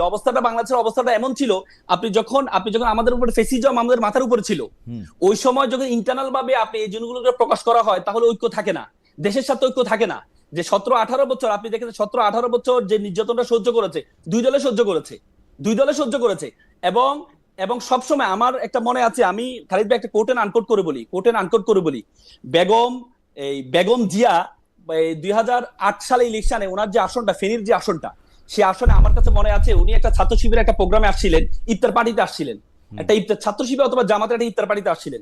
তিনি যখন মেহমান বিভাগে আমার থাকার সুযোগ হয়েছিল, খালেদা দিয়ে বলেছেন, তো দেখো আমি যখন তোমাদের আমার যে আসন, আমার ভাই সাইদ ইস্কান্দার আসনটা পরিচালনা করেছে, আমি যেহেতু ইলেকশনের আগে কিছু টাকা আমি ঐক্যজোটকে মানে তোমার শিবিরকে দেওয়া হয়েছিল যে তোমরা এই ইলেকশনে খরচ করবা। যেদিন আমি জয়লাভ করলাম, পরের দিন তার একটা বস্তা ভরে সে অনেকগুলো আপনার ভাউচার নিয়ে আসছে এবং কি টাকা নিয়ে আসছে, বললো যে এই যে ভাউচার আমরা খরচ করেছি, এই টাকাগুলো উদ্বৃত্ত ছিল, এই উদ্বৃত্তগুলো আমরা নিয়ে আসছি। তার মানে বেগম জিয়াও বলতেন যে এই ছেলে তোমাদের ছেলেগুলো সোনার ছেলে, যাদের মধ্যে 1 টাকা দুর্নীতি কখনো পাওয়া যায় না। টাকা নেওয়াটাই দুর্নীতি না, টাকা নেওয়া বলতে আমি আপনাকে সেটা বলিনি, যে আপনি যখন ঐক্যজোটে যখন ইলেকশন করেন তখন আপনাকে খরচ করতে হয়, ওই খরচ করার জন্য যে টাকা নিছেন ওইটা নির্বাচন কমিশনের জায়গা, আমি জানি ওই সময় ইলেকশনে ব্যয় ছিল 2 লাখ টাকা, আপনাদেরকেই হয়তো দেওয়া হয়েছে 2 লাখ টাকা। না, সেটার খরচ সহ, কোথায় খরচ হয়েছে, কোথায় এভরিথিং ভাউচার সহ, এবং যে টাকা ব্যাক আছে সে টাকা পর্যন্ত ব্যাক দিয়েছে। আমার মনে হয় আপনি ঠিকই বলতেছেন। এই যে আপনাদের একজন দর্শক রফিক মমিন, উনি খুব সুন্দর করে বলছেন, রফিক মমিন 4898, তিনি বলছেন, খালেদ মহিউদ্দিন সাহেব আপনি জামায়াতের চরিত্র হনন করার এজেন্ডা নিয়ে নামছেন, আওয়ামী মালিকানাধীন টিভিতে চাকরি করতেছেন, আর ওখান থেকেই টাকা নিয়ে আওয়ামী এজেন্ডা নিয়ে মাঠে নামছেন। Thank you. আমার অ্যাডভোকেট রাসেল, আপনি আইডিটাতে ঢুকেন, আপনি খালিদ ভাই আপনি আইডিটাতে সুযোগটাকে পূর্ব আফ্রিকার আওয়ামী লীগের লোক, তাই না? না, আপনি দেখেন আপনি আইডিটাতে ঢুকেন। ওকে, অসুবিধা নাই, আমি আইডিটাতে ঢুকবো, এগুলো আমি দেখি আইডি দেখি। অ্যাডভোকেট রাসেল, এখন আপনি যদি, আমার কাছে মনে হয় যে অ্যাডভোকেট রাসেল তার বক্তব্য তিনি স্পষ্ট করেছেন, জামায়াত কেন, কখন, কার সাথে কিভাবে রাজনীতি করেছে। আমার কাছে মনে হচ্ছে যে তিনি তার বক্তব্য স্পষ্ট করেছেন এবং আমার তার কথা পছন্দও হয়েছে। আমি যদি এখন আমার রাসেল আপনার সাথে কথা বলতে গিয়ে আসলে অনেকটা সময় পার হয়ে গেল, এখন যদি আমার প্রশ্নের দ্বিতীয় অংশে যদি আপনি আসতেন, সেটা হচ্ছে যে বিভিন্ন ইসলামিক দলগুলো তাদের মধ্যে শরীয়তের বিধান মারার ক্ষেত্রে পার্থক্য থাকা সত্ত্বেও সেইটা আসলে কিভাবে রাষ্ট্র পরিচালনায় একরকমভাবে এটা করতে পারা যাবে, কারণ এটা, এবং আপনি কেন কাছাকাছি মনে করছেন। আমি প্রশ্নটা পুরো করি, তাহলে আপনি একটু বুঝতে পারবেন। আমরা দেখেছি যে 4 দলীয় জোট ক্ষমতায় আসার পরে, মানে 2001 সালে পরে, 2002 সালের 5 জানুয়ারি পত্রপত্রিকাতে যে খবর প্রকাশিত হচ্ছে, সেই খবরটা হচ্ছে অনেকটা এরকম: মাওলানা দেলোয়ার হোসেন সাইদি 4 দলীয় জোটের মন্ত্রী ও এমপিদের উপস্থিতিতে নারায়ণগঞ্জে একটা ওয়াজ মাহফিল হতেছে, সেইখানে তিনি বলতেছেন, তাকে কোট করতেছি, কোর্ট দিয়ে ফতোয়া নিয়ন্ত্রিত হবে না, বরং ফতোয়া দিয়ে কোর্ট নিয়ন্ত্রিত হবে, সকল ভাস্কর্য ভেঙে ফেলা হবে। এইটা হচ্ছে তার বক্তব্য। আমার প্রশ্ন, আপনি পিছনে আইনের বই নিয়ে আছেন, আপনি একজন তরুণ আইনজীবী, আপনি এই বক্তব্যের সাথে কি একমত? আমার কেন এই প্রশ্ন মাথায় আসে, এই বক্তব্য কিন্তু দেলোয়ার হোসেন সাঈদী ইলেকশনের আগে দেন নাই, তাহলে আমরা বুঝতাম যে হ্যাঁ কোর্ট দিয়ে ফতোয়া হবে না, ফতোয়া দিয়ে কোর্ট নিয়ন্ত্রিত হবে। এখন যেমন জামাত ইসলামী বলতেছেন না যে আসলে ব্যাপারটা কি, আপনি এটা নিয়ে যদি একটু বলেন যে একরকম ভাবে এটা করা যাবে কিনা, কারণ আমরা এইটা একটা মাত্র কথা না, এরকম অসংখ্য কথা আমরা 2001 থেকে 2006 সাল পর্যন্ত শুনছি।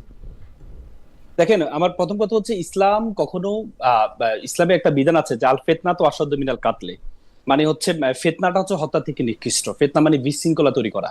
ইসলামী স্টেটের যে পলিসি, জামাতের আমির কিন্তু বলেছে যে দেশের জনগণ যদি সম্মতি দেয় তাহলে আমরা আইন পরিবর্তন করব, কিন্তু বিদ্যমান আইন, বাংলাদেশে বর্তমান যে বিদ্যমান আইন আছে সেই বিদ্যমান আইনে মাত্র 5 থেকে 10% আছে ইসলাম বিরোধী, আর বেশিরভাগই হচ্ছে ইসলামের। আপনি দেখেন আমাদের পার্সোনাল ল আছে, পার্সোনাল যে লটা আছে, এই পার্সোনাল ল প্রত্যেক ধর্ম মেনে চলে, প্রত্যেকটা ধর্ম নিয়ম কানুনগুলো, হ্যাঁ পারিবারিক ল গুলো মেনে চলে। কিন্তু আপনি 5 থেকে 10%, আপনি দেখেন ইসলামে মদকে নিষিদ্ধ করা হয়েছে। আমার কাছে আমাদের বর্তমান যে আইনটা, আমার মনে হয় যে বর্তমান যে আইনটা আপনি দেখেন আমাদের সংবিধান 15-16 বার পরিবর্তন হয়েছে, বাংলাদেশে বর্তমান বাংলাদেশে আইনে তো মদ, বাংলাদেশে আমি আসছি, আমি শেষ না করলে আপনি এটা মানে না কিন্তু আপনি এগুলি ব্যাখ্যা করেন, এগুলি কথা বললে আপনি ব্যাখ্যা করেন। 5 থেকে 10% আইন যদি থাকে, আমি বলি 5 থেকে 10% আইন যদি থাকে যেটা ইসলাম বিরোধী, আপনি 2-3টার কথাও বললেন একটু, তাহলে আমি বুঝতে পারবো। হ্যাঁ আমি কারণ বলছি বলেন। আমি খালিদ ভাই বলছি, যেমন আপনি দেখেন আমার কাছে মনে হচ্ছে আমাদের যে প্রচলিত আইন ইসলামী আইন থেকে আরো বেশি রেডিক্যাল, আরো বেশি কঠিন। কেন কঠিন? আপনি দেখেন আমি বলি আমাদের দেখেন, আমাদের এই মদ শুধু হচ্ছে মুসলমানদের জন্য নিষিদ্ধ, ইসলাম হচ্ছে মুসলমানদের নিষিদ্ধ, যারা অন্য ধর্মাবলম্বী আছে তাদের জন্য মদ নিষিদ্ধ না। কিন্তু আমাদের বাংলাদেশের আইনে মদ সবার জন্য নিষিদ্ধ। তারপর আপনি দেখেন যে শুকরের মাংস আমাদের ইসলামিক আইনে শুকরের মাংস নিষিদ্ধ হচ্ছে মুসলমানের জন্য, অমুসলিমের জন্য নিষিদ্ধ না। কিন্তু আমাদের আইনে শুকরের মাংস আমদানি করা, এটা কি ইসলাম বিরোধী? এই আইনটা কি ইসলাম বিরোধী? আমি আসি, শুকরের মাংস আমদানিও করা যাবে না, তার মানে এই দেশে তো অমুসলিম লোকজন আসে। আমি এই জন্য বলি বাংলাদেশের যে আইন আছে এটা আরো বেশি রেডিক্যাল, আরো বেশি 5-10% ইসলাম বিরোধী আইনের কথা বললেন আপনি আমাদের আইনে যেমন আপনি দেখেন আমাদের এই পারিবারিক আইনে দেখেন, পারিবারিক আইনের মধ্যে ডিভোর্সের ক্ষমতা, আমাদের ইসলামিক আইনে ডিভোর্সের ক্ষমতা নারীকে দেওয়া হয়নি, সেখানে পারিবারিক আইনে ডিভোর্সের ক্ষমতা নারীকে দেওয়া হয়েছে। এটা একটা আছে। তারপর হচ্ছে নারী পুরুষ সমান, আমাদের ইসলামে আছে উত্তরাধিকার যে সাকসেশনের যে বিষয়টা আছে 2 এবং 1 সেখানে সমান করা হয়েছে। এমন কিছু 5 থেকে 10% আর বেশি। কিন্তু বিষয়টা হচ্ছে উত্তরাধিকার আইনে কি সমান করা হয়েছে? উত্তরাধিকার আইনে কি সমান করা হয়েছে? আমি খালিদ আমি আসি, আমাদের মূল সমস্যার জায়গাটা কি কোনটা জানেন? আমাদের আইন আছে কিন্তু আইনের প্রয়োগ না। দেখেন I am losing my patience, মানে লার্নেড কাউন্সিল, আপনি কিন্তু প্রতিটা কথা আপনি বলতেছেন এবং এইটার পক্ষে আপনি কোনো যুক্তি দিতেছেন না, বরং আপনাকে যারা পছন্দ করে তখন আপনি বলতেছেন যে তারা বলতেছেন যে আমি কুতর্ক করতেছি। ভাই আপনি বলতেছেন 5 থেকে 10% ইসলাম বিরোধী আইন আছে, ভাই আপনি আমার ইসলাম বিরোধী আইন আগে দেখান না। আপনি বলতেছেন যে মদ, আমি তো দেখালাম, আমি তো ডিভোর্সটা দেখাইছেন ইসলাম বিরোধী আইন যে মদ বাংলাদেশে শুধু মুসলমানদের জন্য নিষেধ, এটা ইসলাম বিরোধী আইন না আমি সেটা বলি নাই তো বলেন ইসলাম বিরোধী আইন। আপনি মিসকোট করছেন। আমি বললাম বাংলাদেশ ইসলামে হচ্ছে শুধু মুসলমানের জন্য নিষিদ্ধ, আর বাংলাদেশের যে আইন এই আইনটা হচ্ছে সকল ধর্মের জন্য নিষিদ্ধ। অ্যাডভোকেট রাসেল, আমি আপনাকে অনুরোধ করছি ইসলাম বিরোধী আইনের উদাহরণ দেখান। তা আমি তো বললাম যে নারী যে ডিভোর্সের যে ক্ষমতা, নারীর ডিভোর্সের ক্ষমতা ইসলামে দেয় নাই। কিন্তু আমাদের প্রচলিত আইনে নারী তারপরে স্ত্রী তার স্বামীকে ডিভোর্স দিতে পারবে। আচ্ছা, এইটা আপনি তার স্বামীকে ডিভোর্স দিতে পারতেছেন, আপনি ইসলাম বিরোধী, তাই তো? হ্যাঁ, এটা আমাদের আইনে আছে যে আপনি শুধু স্বামীকে ক্ষমতা দেওয়া হয়েছে। আচ্ছা, এইটা হচ্ছে ইসলাম বিরোধী আইন। আর যে সম্পত্তির ক্ষেত্রে 2 আর 1 ক্ষেত্রে সমানের একটা প্রস্তাবনা আছে, হয় নাই এখনো সমান প্রস্তাবনা আছে, পাস হয়নি। আপনি তো বলেন এটা আইন, প্রস্তাবনা আছে, দুইটা তো দুই জিনিস, তাই না? পাস হয়নি, লার্নেড কাউন্সিল, দুইটা তো দুই জিনিস। তো ওইটা একটা পাস হয় নাই, তাহলে আপনি বলতেছেন যে এখন পর্যন্ত একটা পাওয়া গেল যে নারীদের ডিভোর্সের যে ক্ষমতা দেওয়া আছে সেটা ইসলাম বিরোধী, আপনারা আসলে সেটা চেঞ্জ করবেন, তাই তো? না চেঞ্জ এটা শুনেন, ইসলামের চেঞ্জের একটা বিষয় আছে। ইসলাম হুট করে চেঞ্জের বিশ্বাসী না। আপনি দেখেন মদ যখন নিষিদ্ধ করা হয়েছে, প্রথম ইসলামের নিয়ম হচ্ছে প্রথম হচ্ছে সচেতনতা তৈরি করা, প্রথম হচ্ছে ইসলামের সচেতনতা তৈরি করবে। দেখেন মদ যখন নিষিদ্ধ করা হয়েছে প্রথমে বলেছে মদটা হচ্ছে ক্ষতিকর বস্তু, এরপরে দ্বিতীয় ট্রামে বলেছে মদ খাওয়া অবস্থায় তোমরা নামাজ চলা অবস্থা তোমরা মদ খেও না। তৃতীয়বার নিষিদ্ধ করা হয়েছে। তার মানে ইসলামের প্রত্যেকটা জিনিস হচ্ছে ধারাবাহিক ভাবে হবে। আপনি হুট করে কোনো কিছু নিষিদ্ধ করে দেওয়া। আপনি দেখেন আল্লাহ রাসূলকে দুনিয়াতে পাঠানো হয়েছে মূর্তি ভাঙার জন্য। সে রাসূল 13 বছর মূর্তিকে সামনে রেখে নামাজ পড়েছেন, কিন্তু যখন মক্কা বিজয় হলো রাসূল মূর্তি ভাঙতে হয়নি, অটোমেটিকলি যারা তৈরি করেছে তারাই এই কথাটা আপনি বেশিরভাগ সময় বলেন, যদি আপনি কি বুঝাতে চান আমি বুঝি না, কিন্তু মানে আমি বুঝাতে চাই প্লটটা কি আপনি তিনটা কথার আমি কোনো প্লট বুঝলাম না। মানে মদ শুধু মুসলমানদের জন্য কেন নিষিদ্ধ হবে, সবার জন্য কেন নিষিদ্ধ হবে, শুধু মুসলমানদের জন্য কেন হবে না, শুকরের মাংস কেন আমদানি করা যাবে না, এই মূর্তি সামনে রেখে নামাজ কেন পড়া যাবে না, এই প্লটটা কিসের জন্য? মানে খালিদ ভাই আপনি এটা বুঝে নিতে, আমি কি বলতে চাই, আমি বলতে চেয়েছি হচ্ছে বর্তমানে সবাই বলে যে ইসলামী স্টেট কায়েম হলে অধিকার থাকবে না। আমি মনে করি বর্তমান আমাদের যে ইসলামিক আইন এবং আমাদের যে এক্সিস্টিং যে লটা আছে, এই লটা ইসলামী ল থেকে কঠিন।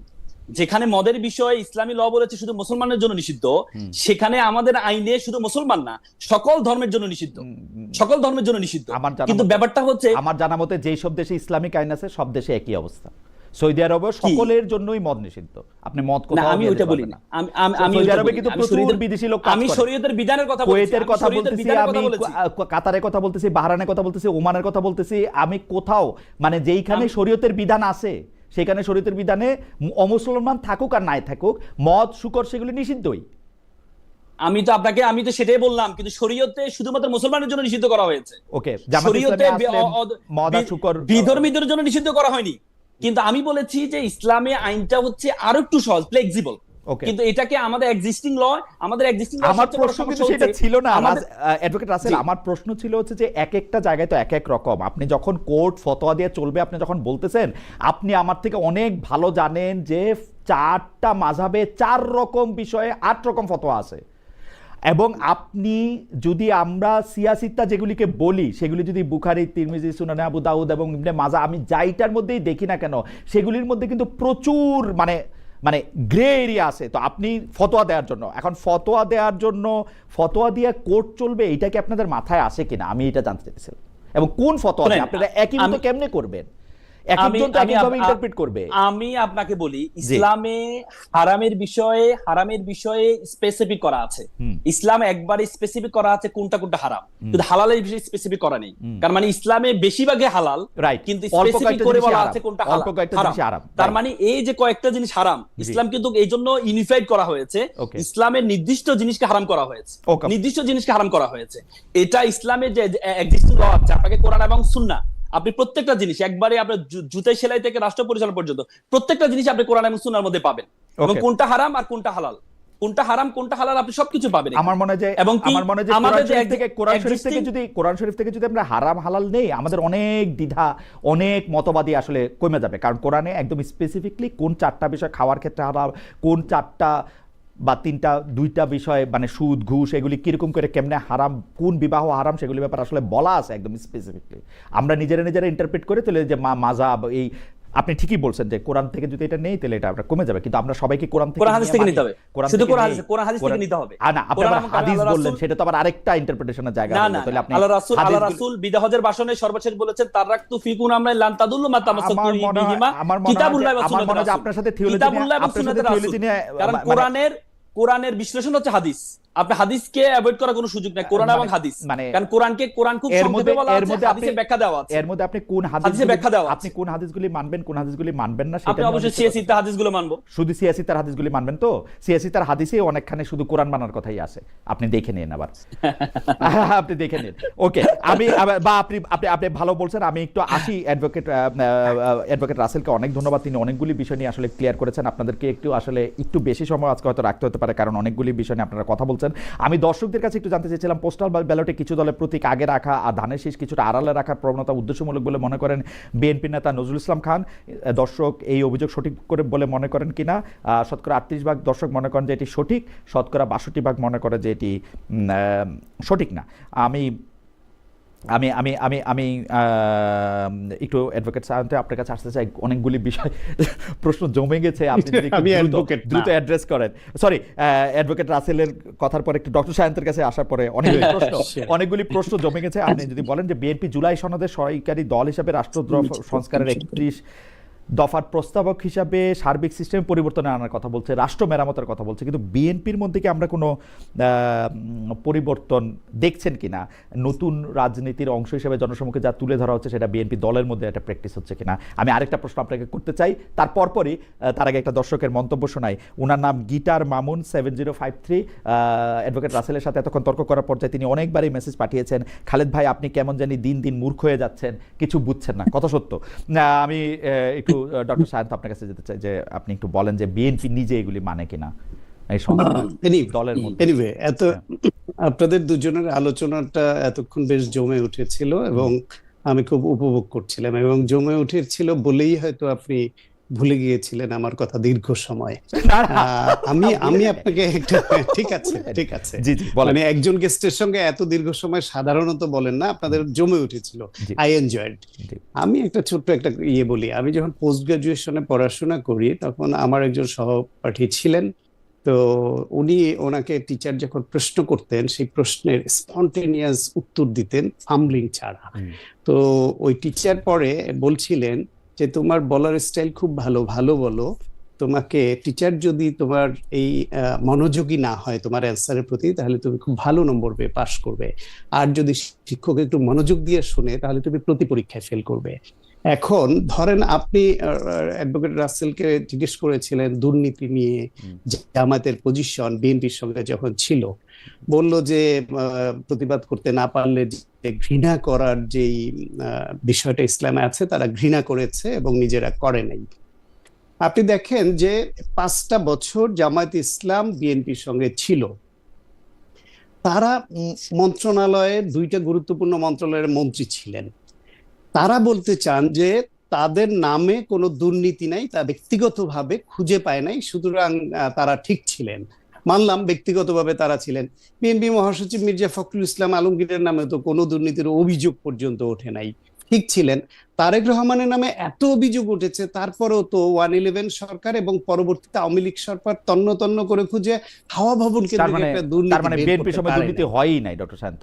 হ্যাঁ, এখন কথা হচ্ছে ওই কথাটাই যে তার মানে হচ্ছে একজন ব্যক্তি যদি দুর্নীতিমুক্ত থাকেনও কিংবা তার বিরুদ্ধে যদি খুঁজে না পাওয়া যায়, এইটা তাকে সন্দেহের বাইরে নিয়ে যায় না।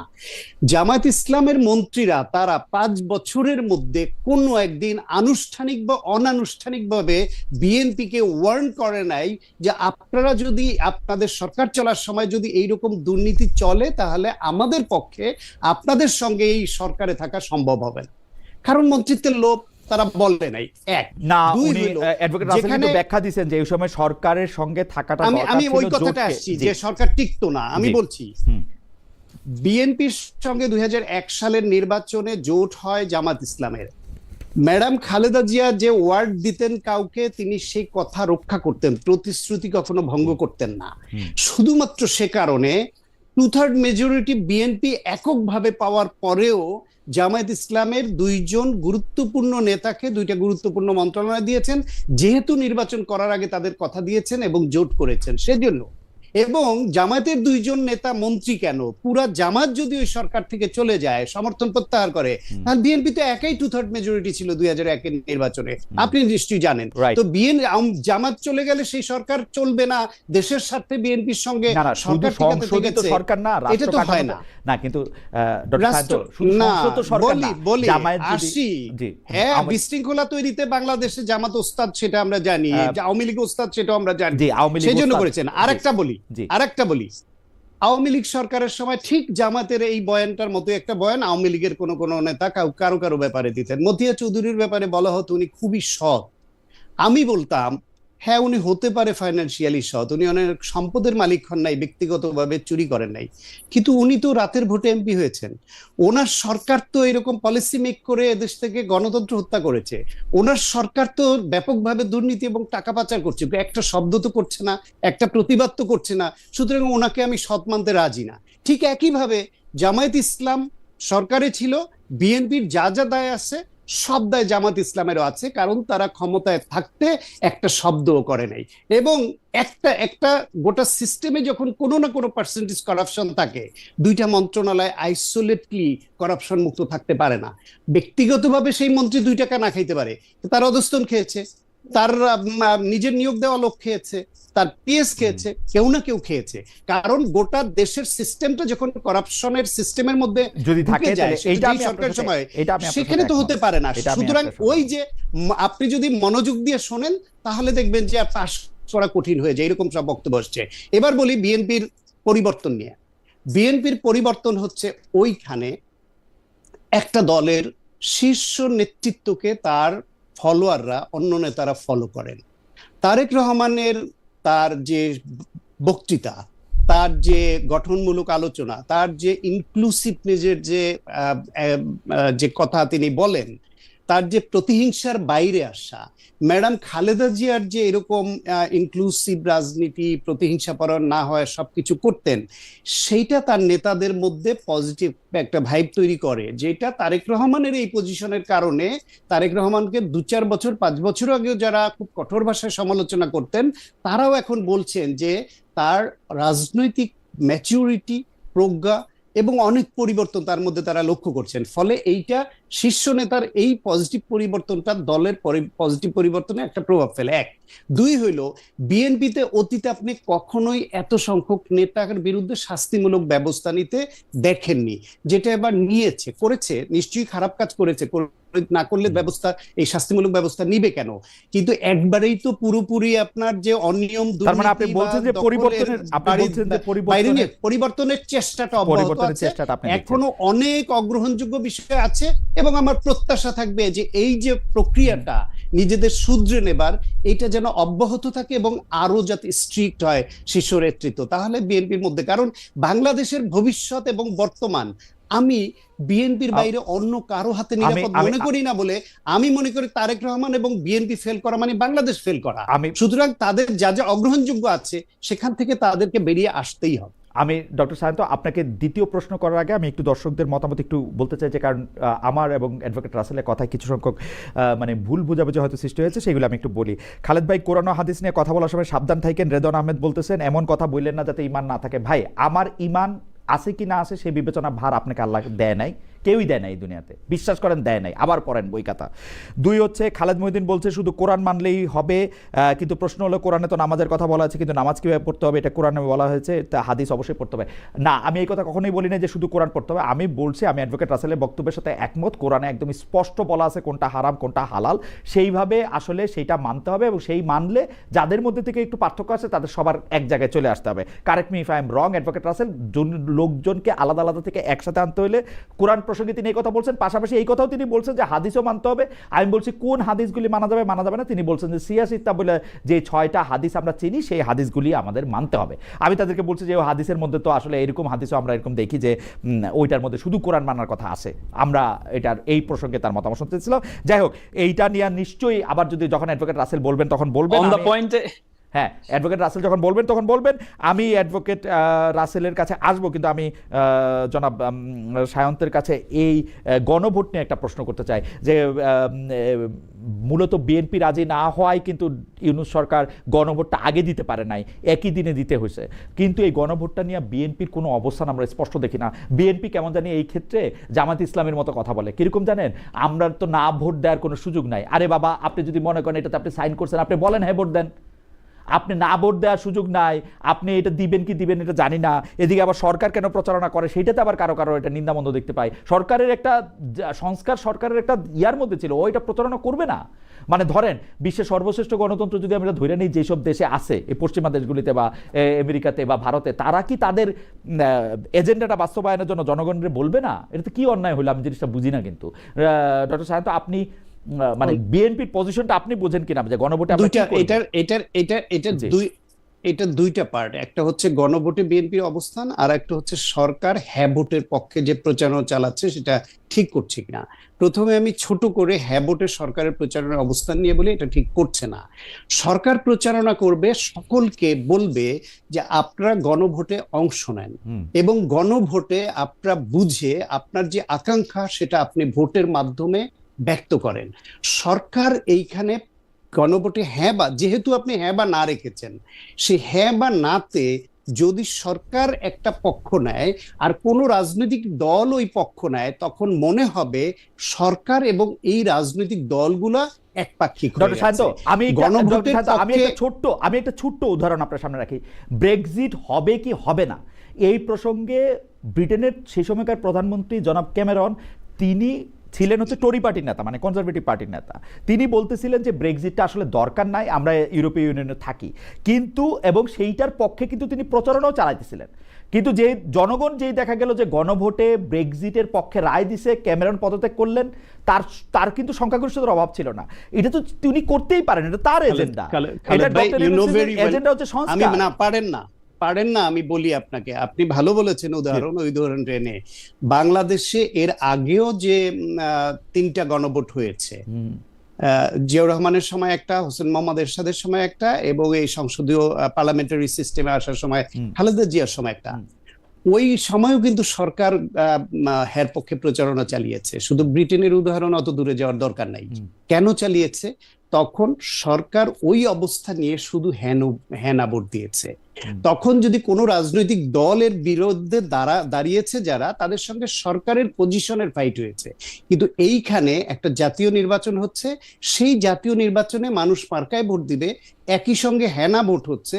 এইখানে রাজনৈতিক দলগুলোর অবস্থানের উপরে এটা ছেড়ে দিতে হবে, যাতে সরকার না, বরং আপনি উল্টা বললেন না ডক্টর শান্ত, ওইটা কিন্তু সরাসরি কনফ্লিক্ট অফ ইন্টারেস্ট ছিল। জিয়াউর রহমান সাহেব বলতেছেন আপনারা কি আমাকে ক্ষমতায় দেখতে চান নাকি চান না, এরশাদ সাহেব বলতেছেন আপনারা কি ক্ষমতা আমাকে দেখতে চান কি চান না, এটা conflict of interest. Doctor Mohammad Yunus এবং তার সরকারের তো কিছুই যায় আসে না এই সংস্কারে হ্যাঁ আসলো কি না আসলো। ওরা তো একটা আদর্শগত জায়গা থেকে জিনিসটা সমর্থন করতেছে। তাদের কিছু যায় আসে কিনা সেই প্রশ্নের থেকে বড়, ধরেন আমি ব্যক্তিগতভাবে যদি মনে করি যে এখানে 4টা ক্লোজ আছে এবং যতগুলা বিষয় দিয়েছে এই সনদের মধ্যে যা আছে, এর মধ্যে আমি 80% কে আমি ওন করি, 20% কে আমি হ্যাঁ বলতে চাই না, আমি একটা কনফিউশন রেইজ করলাম এবং আমি এখানে ভোট দিব কিনা আমি সিদ্ধান্ত নিব। না বলেন আপনি, এইরকম না রাজনৈতিক দল হতে পারে।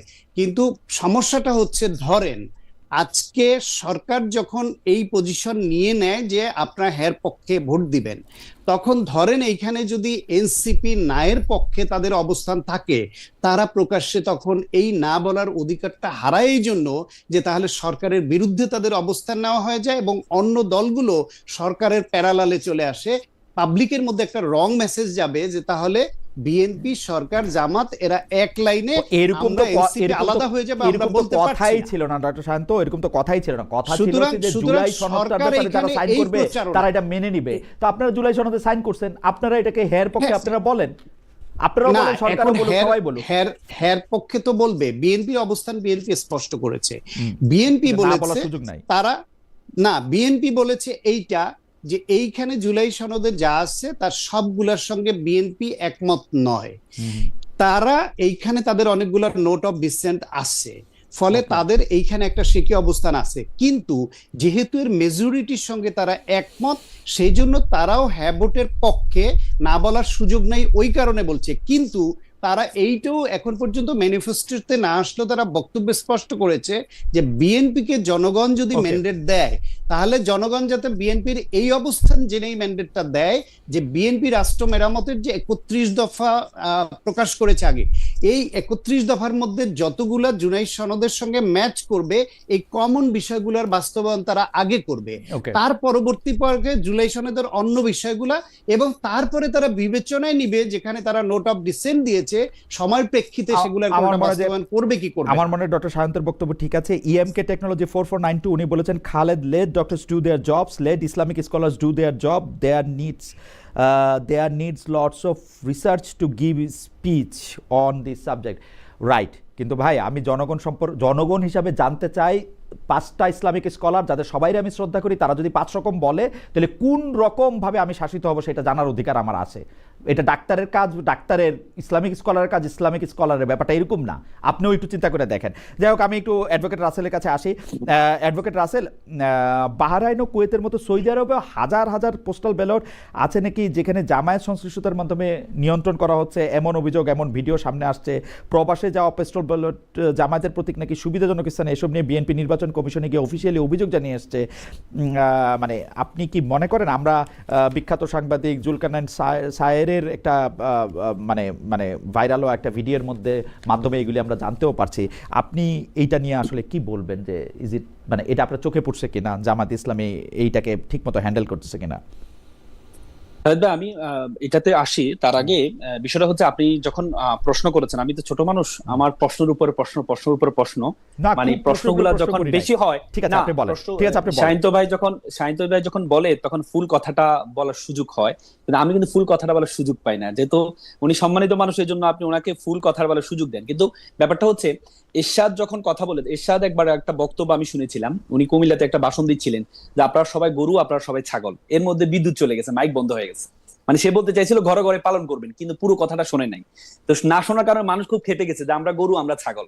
মানে বিষয়টা হচ্ছে, আপনি যখন প্রশ্নটা স্পেসিফিক একটা প্রশ্ন করেন, এর উপর আমি উত্তরটা দেওয়া শেষ হওয়ার আগে যখন আরেকটা প্রশ্ন আসে, তখন এই যে শাহিন্ত ভাই একটু আগে বললো যে আমার পুরোপুরি প্রশ্ন শেষ হয়নি, বক্তব্যের সাথে একমত না, আমার উত্তর কিন্তু আপনি শেষ না হওয়ার কোনো কারণে ইয়া ছাড়া আপনি 2 মিনিট বলেন, আমি আপনার বক্তব্যের সাথে একমত না। আমার শেষ না হওয়ার কারণেই এই প্রবলেম গুলো হচ্ছে। আচ্ছা বলেন। দেখেন, আমি প্রথম কথা হচ্ছে, এই যে সরকারটা আছে, বর্তমান যে সরকারটা আছে, এই সরকারটা শান্ত ভাই যেটি বললেন যে হ্যাঁ ভোটের ক্যাম্পেইন করার কোনো সুযোগ নেই। দেখেন, এই বর্তমান সরকারটা কিন্তু প্রত্যেকটা অন্তর্বর্তী সরকার যতগুলো ছিল বা তত্ত্বাবধায়ক সরকার যারা ছিল, তাদের কাজ ছিল একটা, সেটি হচ্ছে নির্বাচন আয়োজন করা। কিন্তু এই সরকারের কাজ কিন্তু একটা না, এই সরকারের কাজ হচ্ছে 3টা। একটা হচ্ছে সংস্কার করা, আরেকটি হচ্ছে বিচার করা, আরেকটি হচ্ছে নির্বাচন আয়োজন করা। তাহলে আপনি এই যে সংস্কারটা, আপনি দেখেন, এই সরকারের বৈধতার জন্য জুলাই সনদের এই যে গণভোটে হ্যাঁ জয় হইতে হবে এই সরকারের বৈধতার জন্য। আপনি দেখেন, আমার তত্ত্বাবধায়ক সরকারের শুনানিতে রিসেন্টলি বিএনপিপন্থী আইনজীবীদের একটা শুনানি আমি শুনেছিলাম। শুনানিতে ওনারা বললেন যে 1/11 সরকার যে সরকারটা ছিল, এই সরকারটা ছিল অবৈধ। কেন অবৈধ? কারণ আমাদের সংবিধানে 3 মাস 6 মাসের মেয়াদ ছিল, কিন্তু তারা 6 মাসের বাইরে গিয়ে তারা এটাকে কন্টিনিউ করেছে। কন্টিনিউ করার কারণে এই সরকার যেই নির্বাচনটা আয়োজন করেছে, এই নির্বাচনটা অবৈধ। এই নির্বাচনের ধারা পরবর্তীতে সরকার হয় যে প্রধান বিচারপতি হয়েছে, এটাও অবৈধ, এবং প্রধান বিচারপতি যে রায়টা দিয়েছে এটাও অবৈধ। তার মানে কি, এই যে 1/11 সরকারের বৈধতা ছিল না বলে এই প্রশ্নটা পরবর্তীতে আসছে প্রায় 10-12 বছর পরে। তাহলে এই যে বর্তমান যে এই অন্তর্বর্তীকালীন সরকার, এই সরকারকে বৈধ হওয়ার জন্য গণভোট হ্যাঁ ভোটে জয়লাভ করতে হবে। যদি এই সরকার হ্যাঁ ভোটে জয়লাভ না করে, তাহলে এই সরকার বৈধ হবে না। আর যদি এই সরকার বৈধ না হয়, তারা যে নির্বাচন আয়োজন করেছে এই নির্বাচনটা বৈধ হবে না। আর এই নির্বাচন বৈধ না হলে যারা ক্ষমতা আসতে চায়, তাহলে তো তাদের ক্ষমতাটাও 10-12 বছর পরে এই ক্ষমতা নিয়ে প্রশ্ন। আমি একটা কথা জিজ্ঞেস করব।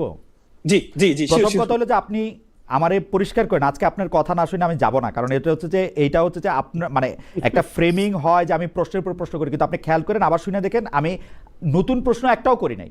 আপনি যে কথাগুলি বলছেন আমি প্রশ্নটা করি। আপনি যেহেতু বলতেছেন যে এই গণভোটের উপর সরকারের বৈধতা অবৈধতা নির্ভর করতেছে, তাহলে একটা সরল প্রশ্ন হইতে পারত, এই সরকার আসলে সরকার পরিচালনায় বৈধভাবে করছে কিনা, হ্যাঁ বা না। কিন্তু আপনি 4টা কমপ্লিকেটেড বিষয় এটার মধ্যে রাখছেন, 4টা মিলে একটা প্যাকেজ বানাইছেন, এইটার উপরে একটা হ্যাঁ বলতে বলছেন, এটার উপরে একটা না বলতে বলছেন। এখন আমি এই 4টার মধ্যে 3টা বিষয় একমত হতে পারি, একটা বিষয় একমত নাও হতে পারি, যেটা হচ্ছে খুব পপুলার কথা। আমি অবশ্য মনে করি যে না, আপনি সবারই আমি বলে দিই যে না হ্যাঁ ভোট দেন, কি আছে, এতদিন পরে একটা ভোট পাইছেন, পজিটিভ থাকেন, পজিটিভলি ভোট দেন, হ্যাঁ ভোট দেন দেন, সেইটা কথা না। কিন্তু কথা হলো যে এইটা কি সত্য, আসলে সরকারের বৈধতা অবৈধতার প্রশ্নটা তো সরকার করতে পারতো। না না না, যদি ওইটা কনসার্ন হইতো, আমরা সবাই ভোট দিতাম হ্যাঁ ভোট, যে হ্যাঁ ভাই আপনি বৈধ। সংস্কারগুলো আমাদের তো এবার নির্বাচনটা তো আসলে কোন দলকে জয় করার জন্য না, জামাতকে জয় করার জন্য এবার নির্বাচন না, বা বিএনপিকে জয় করার জন্য নির্বাচন না, বাংলাদেশকে জয় করার জন্য। বাংলাদেশে জয় করার জন্য সংস্কারগুলো খুবই গুরুত্বপূর্ণ। দেখেন, শাহিন্ত ভাই একটা কথা বললেন যে 31 দফা, আপনি দেখেন 31 দফার 4 নম্বর কলামে ওনারা বলেছিলেন রাষ্ট্রপতি ক্ষমতা এবং প্রধানমন্ত্রী ক্ষমতা ওনারা ব্যালেন্স করবেন। অথচ সংস্কার কমিশনের যে প্রস্তাব ছিল, এই প্রস্তাবে নোট অফ ডিসেন্ট দিয়েছেন ওনারা, রাষ্ট্রপতি ক্ষমতা এর ক্ষেত্রে বাড়ানোর ক্ষেত্রে ওনারা নোট অফ ডিসেন্ট দিয়েছেন। তাহলে 31 দফার একটাকে ওনারা এগেনস্টে চলে গেছেন। তাহলে ওনারা পরবর্তীতে ক্ষমতা আসলে এই যে সংস্কারগুলো করবেন, এই সংস্কারগুলো বিশ্বাসযোগ্য হবে না বলেই হানা ভোটের বিষয়টা আসছে আপনার। তারপরে আপনি যে বিষয়টা নিয়ে আসেন ব্যালেটের বিষয়টা, দেখেন ব্যালেটের বিষয় আপনি খুব অভিজ্ঞ মানুষ, যেহেতু আপনি নিজেই বিদেশে আছেন, আপনি ব্যালেটের যে চিঠিগুলো পাওয়া গিয়েছে, আপনি দেখেন একটা ব্যালট পেপার পেলেই কিন্তু ভোটগুলো কাউন্ট হয় না। কারণ একটা ব্যালট পেপার পেতে হলে 2 প্রক্রিয়ায় ভোটগুলো কাউন্ট হয়। একটা হচ্ছে একটা পোস্টাল কিউআর কোড আছে, মানে একটা সাইন ইন করতে হয় একটা পোস্টাল অ্যাপে, সেখানে সাইন ইন করার জন্য এনআইডি কার্ড দিতে হয়, তারপর সেখানে নাম্বার দিতে হয়, কোড দিতে হয়, কোড দেওয়ার পরে সেই পোস্টাল অ্যাপসে আপনি সাইন ইন করবেন। এরপরে যে চিঠিটা আসবে, চিঠিটার যে একটা কিউআর কোড আছে, এই কিউআর কোডে স্ক্যান করতে হবে। স্ক্যান করার পরে এরপরে আপনি ভোটটা দিতে পারবেন। তার মানে কারো কাছে যদি শুধু চিঠিগুলো থাকে, কারো কাছে যদি শুধু চিঠিগুলো থাকে, এই চিঠি দিয়ে সে ভোট দিতে পারবে না, সে ভোটটা অ্যালাউ হবে না। কারণ তাকে এই যে স্ক্যান করা, তার কিউআর কোড যেটা আছে তার নিজস্ব নাম্বারে, নিজস্ব মোবাইলে, এটাকে স্ক্যান করা ছাড়া সেই ভোটটা কাউন্টেবল হবে না। এবং কি আপনি দেখেন বিদেশে হচ্ছে একটা পোস্টাল অ্যাড্রেস নেওয়ার জন্য কিছু যেমন বাহারাইনে আমি যেটা জানতে পেরেছি যে তাদের পোস্টাল অ্যাড্রেস নেওয়ার জন্য কিছু টাকা দিতে হয়। এই জন্য তারা নির্দিষ্ট একটা অ্যাড্রেসে তারা সবগুলো পোস্টাল নিয়ে আসছে, নিয়ে এসে তারা চিঠিগুলো প্রত্যেকে, আপনি যে ভিডিওটা ভাইরাল হয়েছে এই ভিডিওর মধ্যে কেউ দিচ্ছে, কেউ দেখাতে পারবে না যে ভোট দিচ্ছে, দাড়ি ফেলা ভোট দিচ্ছে বা হাত পাকা ভোট দিচ্ছে, কেউ দেখাতে পারবে না। সেখানে দেখানো হচ্ছে যে চিঠিগুলো বন্টন করা হচ্ছে, চিঠিগুলো বন্টন করা হচ্ছে। কারণ এই চিঠিগুলো যদি কারো একজনের কাছে থাকে, সে চাইলে। আপনি কোনো অ্যানোমালি দেখতে পান নাই, তাই তো অ্যাডভোকেট রাসেল? না না, আমার কাছে মনে হয়নি, আমার কাছে মনে হয়নি। কারণ এই চিঠিগুলো একটা অ্যাড্রেসে গিয়েছে, সেই অ্যাড্রেস থেকে বন্টন হচ্ছে। Fair enough. আপনি যেহেতু অ্যানোমালি দেখতে পান নাই, তো আপনি কি না, আপনার কাছে আরেকবার একটু আসবো। আমি একটু জনাব সায়ন্তর কাছে আমি শেষ প্রশ্নটা একটু করে আসি। জনাব সায়ন্ত, এই আসলে নতুন প্রশ্নে যাওয়ার আর এখন সময় নাই। আমি বরং এইটাই বলি যে হ্যাঁ ভোট না ভোট নিয়ে যে অ্যাডভোকেট রাসেলের কনসার্ন, সেটা আমাদের সকলেরই কনসার্ন। বিএনপিকে প্রথম থেকেই আসলে সংস্কারের বিষয়ে কেমন জানি কনজারভেটিভ মনে হচ্ছে। সংস্কার বললেই বিএনপি 31 দফা দেখাচ্ছে, বেগম জিয়ার 20-30-এর ঘোষণা দেখাচ্ছে, বলছে তারা, কিন্তু আসলে সংস্কারের ব্যাপারে বিএনপি একদমই নিমরাজি। অনেকেই বলছেন বিএনপি ক্ষমতা গেলে সংস্কার করবেন না। আমার কেন এই আশঙ্কা হচ্ছে, বিএনপি আসলে সংস্কার বা এই জাতীয় জিনিস করার ব্যাপারে একটু আসলে কথা না রাখার দলেই। যেমন বিচার বিভাগ আলাদা করার প্রশ্নে 2001 সালে সকল কিছু হওয়া সত্ত্বেও বিএনপি কিন্তু বলছিল যে তার আগে এটা করতে চান এবং 5 বছরে করেন নাই। একটু যদি অ্যাডভোকেট সাহেব বলেন। সেটা ক্ষমতায় থেকে অনেক ডক্টর সাহেব যদি বলেন। জি, ক্ষমতায় থেকে অনেক প্রতিশ্রুতি রক্ষা করতে ব্যর্থ হওয়ার এই নজির বাংলাদেশের যারা যারা ক্ষমতায় ছিল প্রত্যেকের কম বেশি আছে, বিএনপিও আছে। বিএনপি সেই দায় এড়াতে পারে না। কিন্তু এটাও সত্য যে বিএনপি বাংলাদেশে দীর্ঘদিন ধরে এই ফ্যাসিবাদের বিরুদ্ধে লড়াই সংগ্রাম করতে গিয়ে এইবার তারা যে নিপীড়নের শিকার হয়েছে, এবং তারা যেইভাবে এইবার নিজেরাই পুস্তক প্রকাশ করে, প্রথমে 26 দফা, তারপরে এরা সমমনা ডান বাম অন্যদের সঙ্গে আলোচনা করে 31 দফায় নেয়া, সবকিছু করা, এর আগে ভিশন 2030 করা, এই যে এইবার যত তারা একাডেমিক ওয়েতে যেভাবে প্রচার করা, অঙ্গীকার করা, সবকিছু করেছে বছরের পর বছর, এইটা আগে করে নাই। ফলে বিএনপির পক্ষে এইবার এইখান থেকে সরে যাওয়াটা কঠিন হবে। যদি সরে যেতে চায় তাহলে সাধারণ জনগণই তাদের প্রতারক হিসেবে রাষ্ট্র পরিচালনার যে ম্যান্ডেট যদি তারা দেয়, সেটা প্রত্যাহার করে নিতে সময় লাগবে না, তারা দেশ চালাতে পারবে না। সুতরাং বিএনপির মধ্যে ওই পরিবর্তন আছে বলে আমি মনে করি এবং প্রত্যাশা করি তারা এটা করবে। এখন কথা হলো, বিএনপি যে 31 দফার কথা বলেছে এবং যতবার বলেছে, লিখিতভাবে বলেছে,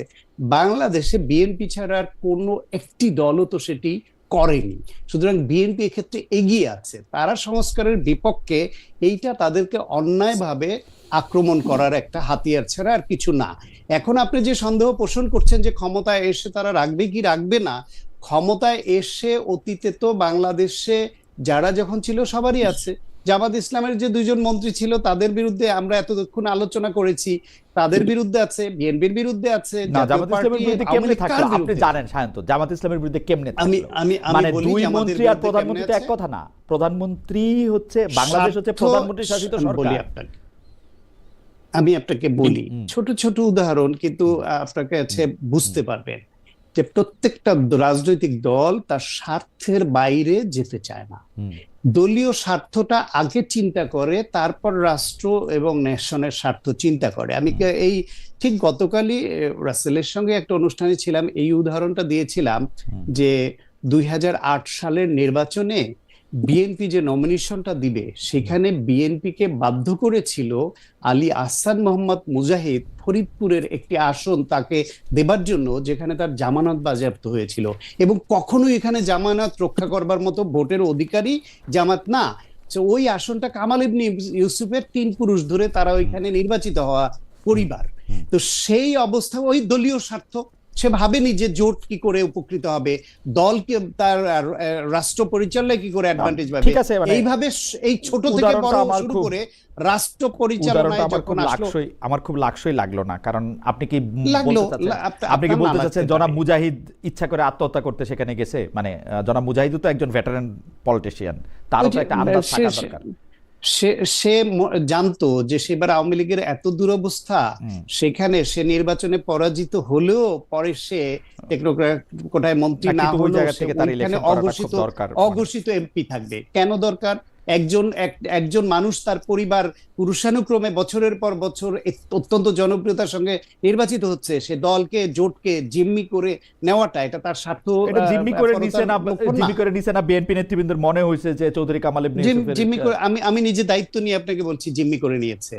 এবার পারলে বিএনপি হাইকমান্ডে যোগাযোগ করে সত্যতা যাচাই করেন। ডক্টর সাইদ, আপনাকে অনেক ধন্যবাদ। আমি দায়িত্ব নিয়ে বলছি। অনেক ধন্যবাদ। আমাদের একটু শেষ প্রশ্নটা একটু করতে হচ্ছে আপনাদের। আমি একটু অ্যাডভোকেট রাসেলকে এটা বলি যে জামায়াতের সাবেক আমির জনাব গোলাম আজমের পুত্র ব্রিগেডিয়ার অবসরপ্রাপ্ত আব্দুল্লাহ আল আজমিকে আমরা দেখলাম জনাব তারেক রহমানের সঙ্গে দেখা করেছেন। এই দেখা করার আসলে নির্বাচনের মাঠে বা ভোটের মাঠে কোনো প্রভাব আছে কিনা আপনি কি মনে করেন? আর আমি আপনাকে আবার একটা অনুরোধ করব যে আপনি যে কথাগুলি আপনি মনে করেছেন যে আপনি বলতে পারেন নাই, সেগুলো আপনি বলেন, কারণ এগুলো হয় কি, এগুলো একটা হিসাবে রয়ে যায় যে আমি আপনাকে, কিন্তু আপনি আবার অনুষ্ঠান দেখেন, আমি কিন্তু সায়ন্তকেও অনেক প্রশ্নই করছি ইন বিটুইন, কিন্তু এটা আসলে বোঝা যায় না, নিজেকে করলে বেশি যত বোঝা যায়। হাউএভার, আপনার যতক্ষণ বলতে ইচ্ছা করে আপনি এটা বলেন, ব্রিগেডিয়ার আজমিটা এটা বলেন, আর বাকিটা আপনি বলেন। আমি চুপ করলাম।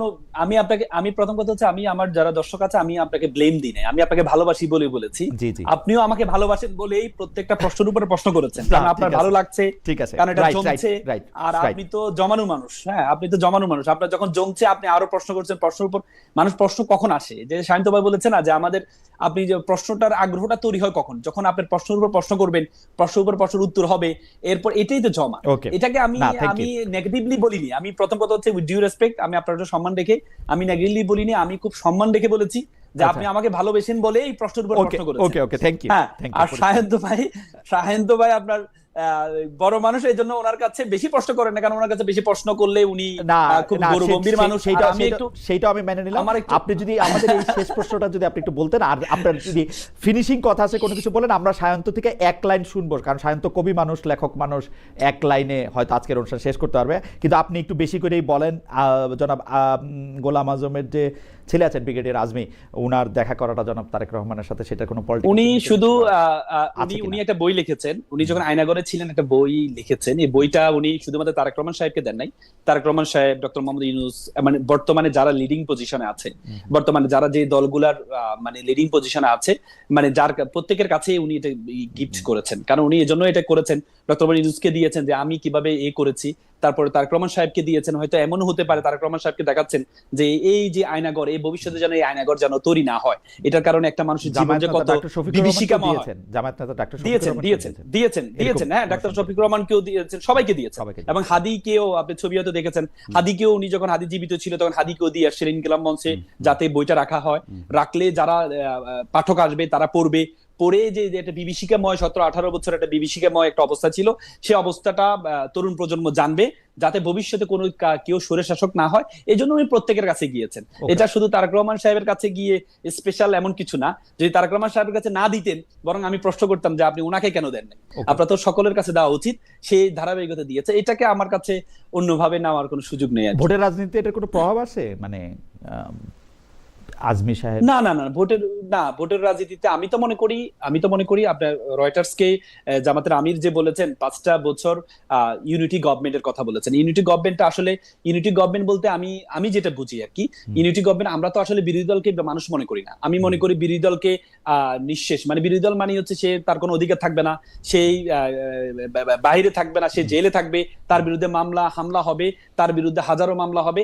এই যে গত শেখ হাসিনা যেভাবে বিরোধী দলকে অ্যাড্রেস করা হতো, যে বিরোধী দল বলতে তার অফিস খোলার কোনো ক্ষমতা নাই, সে অফিস খুলতে পারবে না, তাই সেই রাজনীতি কোনো মিছিল মিটিং করতে পারবে না, এটা না করা। এই জাতীয় সরকারের জাতীয় সম্পদে তারেক সাহেবই সবার আগে দিয়েছেন, তাই না? প্রথমে দিয়েছেন উনি যখন লন্ডনে ছিলেন, আমি সেটা বলেছিলাম, আমি শাহিন্ত ভাইয়ের সাথে আমি গতকালই টকশোতে আমি সেটা বলেছিলাম যে তাই তারেক রহমান সাহেব যখন খারাপ অবস্থা ছিল তখন কিন্তু উনি গভর্নমেন্টের কথা বলেছেন। এখন দুঃসময়ে আপনি ইউনিটি গভর্নমেন্টের কথা বলেন, এখন আর বলেন ইউনিটি গভর্নমেন্ট না বলেন, যদি যাতে- না বলেন তাহলে এটা আপনার আগের কথা থেকে আপনি ফেরত আসছেন, সেটি হয়। যাতে- হ্যাঁ, আর তার চেয়ে বড় কথা হচ্ছে খালিদ ভাই, আপনি যেটি বলেছেন, আমি মনে করি এই যে হ্যাঁ না, বাংলাদেশকে আগামীর বাংলাদেশকে তৈরি করার জন্য হাঁটা খুবই গুরুত্বপূর্ণ। আপনি দেখেছেন বিএনপি কিন্তু অলরেডি না ক্যাম্পেইন শুরু করেছে, যদিও ওপেনলি ওনারা বলছেন যে আমরা হাঁয়ের পক্ষে আছে, হাঁয়ের পক্ষে আছে। আপনি রিসেন্টলি কয়েকটা ভিডিও ভাইরাল হয়েছে, বিএনপি নেতা বলছেন আওয়ামী লীগদেরকে বলছেন যে তোমরা যারা আওয়ামী লীগ আছো তোমরা এখন কিন্তু তোমাদের দল স্থগিত আছে, ভবিষ্যতে তোমরা যদি না না না যদি না, জলাপ না, করে ওইরকম স্থানীয় নেতাদের ভিডিও ভাইরাল ধরলে আপনাদের স্থানীয় নেতারা চট্টগ্রামে বা যাদের নাম একটু মোগল বাদশাদের নামে তারা যে কি কথা বলে সে নিশ্চয় আবার শুনবেন আর কি। মানে না না স্থানীয় নেতাদের আমি না না স্থানীয় নেতাও না, উনি অনেক বড় নেতা। আপনি যখন প্রতিফলন দেখেন, আপনি দেখেন আপনি শুধু ব্যালট পেপারে যে পোস্টাল ব্যালট নিয়ে কথা বলছেন, পোস্টাল ব্যালটের যারা আমার ইন্টারপ্রিটেশন গত 2-3 দিন ধরে মিডল ইস্টে যারা আছে তারা হচ্ছে না ভোট দিয়ে বিএনপি কে ভোট দিয়ে সেটাকে প্রচার করা হচ্ছে। তার মানে এটা আপনি সবকিছু বলে যে আকলে মন্দা ইশারা বাসদ, বেকল মন্দা নাঠুসা বাসদ। আকল মানে ইশারা দিলে হয়, ইশারা দিলে বোঝা যায় যে বিএনপি যে হায়ের পক্ষে নেই, হায়ের পক্ষে নেই, এটা ইশারা দিলেই বোঝা যাচ্ছে, কারণ তারা শুরু থেকেই ছিল না। এটা বলতেছেন কিন্তু আপনি এটা মানে আমি বিএনপির লক্ষণ দেখে বুঝি, কারণ হচ্ছে যে মির্জা ফখরুল ইসলাম আলমগীর বলছেন না দেওয়ার কোনো সুযোগ নাই, এদিকে নজরুল ইসলাম খানের সাথে যখন নির্বাচন পরিচালনা কমিটির প্রধান তার সঙ্গে যখন ইলেকশন ইয়ার দেখা হয়েছে তিনি বলছেন যে আমরা না হায়ের পক্ষে বলছেন, কিন্তু সাংবাদিকদের সামনেই বলছেন। আর কয়দিন পর আপনারা এগুলি বলবেন, 2 দিন পরে দেখবেন বিএনপি আরো জোরে সোরে হায়ের প্রচারণায় নামছে, তখন তো আর না এটা নামা দরকার, নামা দরকার, সবাই নামা দরকার, সবাই নামা দরকার, শুধুমাত্র বিএনপি আমি মনে করি সবাই নামা দরকার। এই যে আমরা যে বলছি বলার কারণে যদি বিএনপি নামে তাহলে এটা বাংলাদেশের জন্য ভালো হবে। আচ্ছা, বাংলাদেশের জন্য ভালো, ভবিষ্যতে স্বৈরশাসক তৈরি হবে না। আমরা যে আপনি অধিক ক্ষমতা কিন্তু মানুষের স্বৈরশাসক বানিয়ে দেয়। এই যে ব্যালেন্স অফ পাওয়ার দ্বিকক্ষ বিশিষ্ট গভর্নমেন্ট যেটা দ্বিকক্ষের বিরুদ্ধে কিন্তু নোট অফ ডিসেন্ট আছে। তো তার মানে যদি যদি জয়লাভ না করে তাহলে দ্বিকক্ষ হবে না। আর দ্বিকক্ষ যদি না হয় তাহলে মাত্র 39% ভোট পেয়ে আপনি 260 আসন পাবেন, আর 40% ভোট পেয়ে আপনি মাত্র 60 আসন পাবেন। এমনই হচ্ছে। দ্বিকক্ষের ব্যাপারে তো কেউ আপত্তি জানায়, মানে দ্বিপক্ষে পিআর, তাই তো?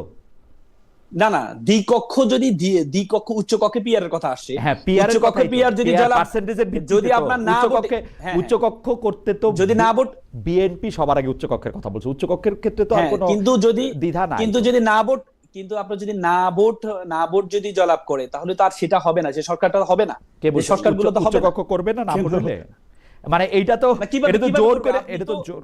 আপনি তো 31 দফায় এখনই বলে দিচ্ছেন, আপনি 31 দফায় যেটা বলেছেন সেটাও তো আপনি পালন করছেন না। ব্যালেন্স অফ পাওয়ার, যে রাষ্ট্রপতি ক্ষমতা বৃদ্ধি করা, সেই ক্ষমতা বৃদ্ধির মধ্যেও তো আপনি নোট অফ ডিসেন্ট দিয়ে আছেন। আপনি বেসিক যত সংস্কারগুলো আছে প্রত্যেকটা সংস্কার নোট অফ ডিসেন্ট আছে, প্রত্যেকটা সংস্কার নোট অফ ডিসেন্ট আছে। বিএনপি একাধিক ক্রমে না পুরো জীবনে কেউ 10 বছরের বেশি প্রধানমন্ত্রী থাকতে পারবে না, এটা সাইন করে দিছে। এর চেয়ে বেশি আর কি করবে বিএনপি? এটা ওনাদের 31 দফায় আছে, 31 দফায় পরপর 2 বার আছে। ওনারা যেটা বাড়তি করছে সেটা হচ্ছে কখনো পারবে না, সেটা করছে পারবে না। হ্যাঁ এটাকে তো নোট অফ ডিসেন্ট, কিন্তু বেসিক তারপরে হচ্ছে যে balance of power, balance of পাওয়ারের ক্ষেত্রে আপনি কি প্রেসিডেন্ট প্রধানমন্ত্রী দুইটা দ্বৈত শাসন করতে চান? মানে যাই হোক, এগুলি সংসদে আলোচনা না করে এগুলি করা ঠিক হবে না।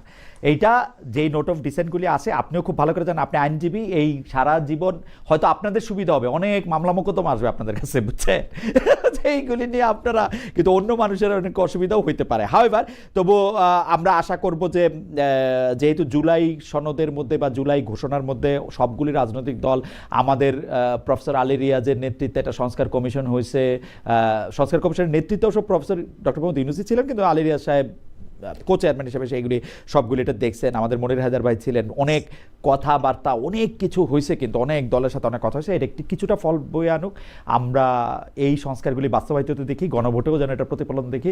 আমরা ডক্টর সায়ন্তকে দিয়ে শুরু করছিলাম, কিন্তু যেহেতু ডক্টর সায়ন্তের মনে হয়েছে যে আমরা ওনার সঙ্গে একটু কম কথা কইছি, সেই জন্য উনিই শেষ করুক আজকে। আপনি এটা শেষ করেন। আমরা তরুণ আইনজীবী রাসেলকে আমরা শুনছি, আপনি গণভোট নিয়ে যদি আর কোনো কিছু বলেন। না ঠিক আছে, কথা তো বহু বছর ধরে বলছি, এখন একদিন একটু কম বা বেশিতে এমন কিছু এসে যায় না।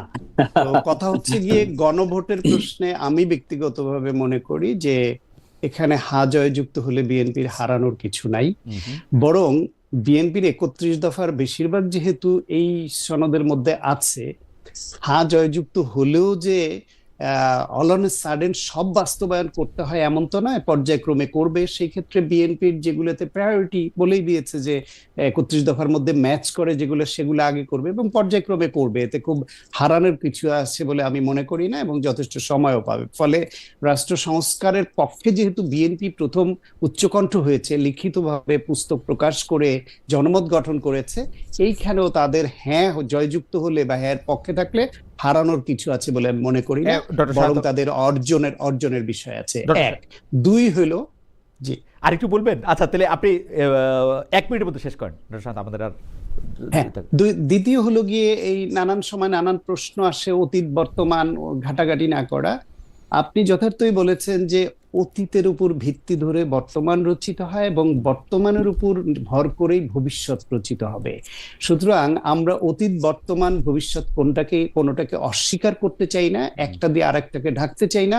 আমার কাছে খুব গুরুত্বপূর্ণ আমার বাংলাদেশের জন্মের ইতিহাস। আমি জন্মের ইতিহাসকে ভুলে যেতে দেব না। ভুলে যারা যাবে তাদের সঙ্গে আমি নাই। বাংলাদেশের যে কোনো গণতান্ত্রিক মুভমেন্টে যারা পজিটিভ ভূমিকা রেখেছে সেইটাকে আমার অ্যাপ্রিডিয়েট করতে হবে, যখন যারা যতটুকু করেছে। আর সর্বাগ্রে 24-কেও আমাকে আপহোল্ড করতে হবে। সুতরাং এই সব কয়টা যারা করবে, আমি চাই মানুষ যেন তাদের পক্ষে থাকে। Thank you. অ্যাডভোকেট রাসেল কি এক লাইন আমি বলবেন? শেষ এক লাইন জি বলেন, জি বলেন, বলেন। এক লাইনে আমি মনে করি 71-24 হচ্ছে 71-এর ধারাবাহিকতায়। আমাদেরকে যারা 71-কে অস্বীকার করার কোনো সুযোগ নেই। 71-এর মাধ্যমে আমরা নতুন বাংলাদেশ পেয়েছি। আমরা যারা স্বাধীনতার পরবর্তী জন্মগ্রহণ করেছে, আমরা সবসময় 71-কে ধারণ করি এবং 71-এর চেতনা যেটা দেশপ্রেম, এই দেশপ্রেমকে সবসময় লালন করি। কিন্তু ইতিপূর্বে আমরা দেখেছি 71 অতীতকে টেনে নিয়ে এসে শেষ করে দিচ্ছে, অতীতকে টেনে নিয়ে এসে আমাদের ভবিষ্যৎকে চুরি করা হচ্ছে, অনেকবার আমরা দেখেছি। সুতরাং আমরা এই প্রজন্ম চাই না অতীতকে টেনে এনে ভবিষ্যৎকে চুরি করা। আমরা চাই বিভক্তির জন্য না, আমাদের দেশটা হবে যারা বর্তমানে দেশকে ওন করবে, দেশকে ভালোবাসবে এবং কি দেশের মুক্তিযুদ্ধের চেতনাকে ওন করবে, তারাই বাংলাদেশের আগামী বাংলাদেশ মুক্তিযুদ্ধের চেতনা যারা ওন করবে তারা বাংলাদেশকে শাসন করবে। আগামী সে চেতনা মানে হচ্ছে দেশপ্রেম, সে চেতনা মানে দেশকে লালন করা। ওকে, সেই দেশপ্রেম এবং দেশকে লালন করা। ডক্টর সাখাওয়াত হোসেন শান্ত এবং অ্যাডভোকেট রাসেল, আপনাদের দুজনকে অনেক অনেক ধন্যবাদ। দর্শক অনেক রকম আলোচনার মাধ্যমে আপনাদের দুজনকে শুনেছেন। কেউ কেউ মন্তব্য করেছেন পজিটিভ, কেউ কেউ নেগেটিভ মন্তব্য করেছেন, কিন্তু ছিলেন অনেক দর্শক আমাদের সঙ্গে। আপনাদের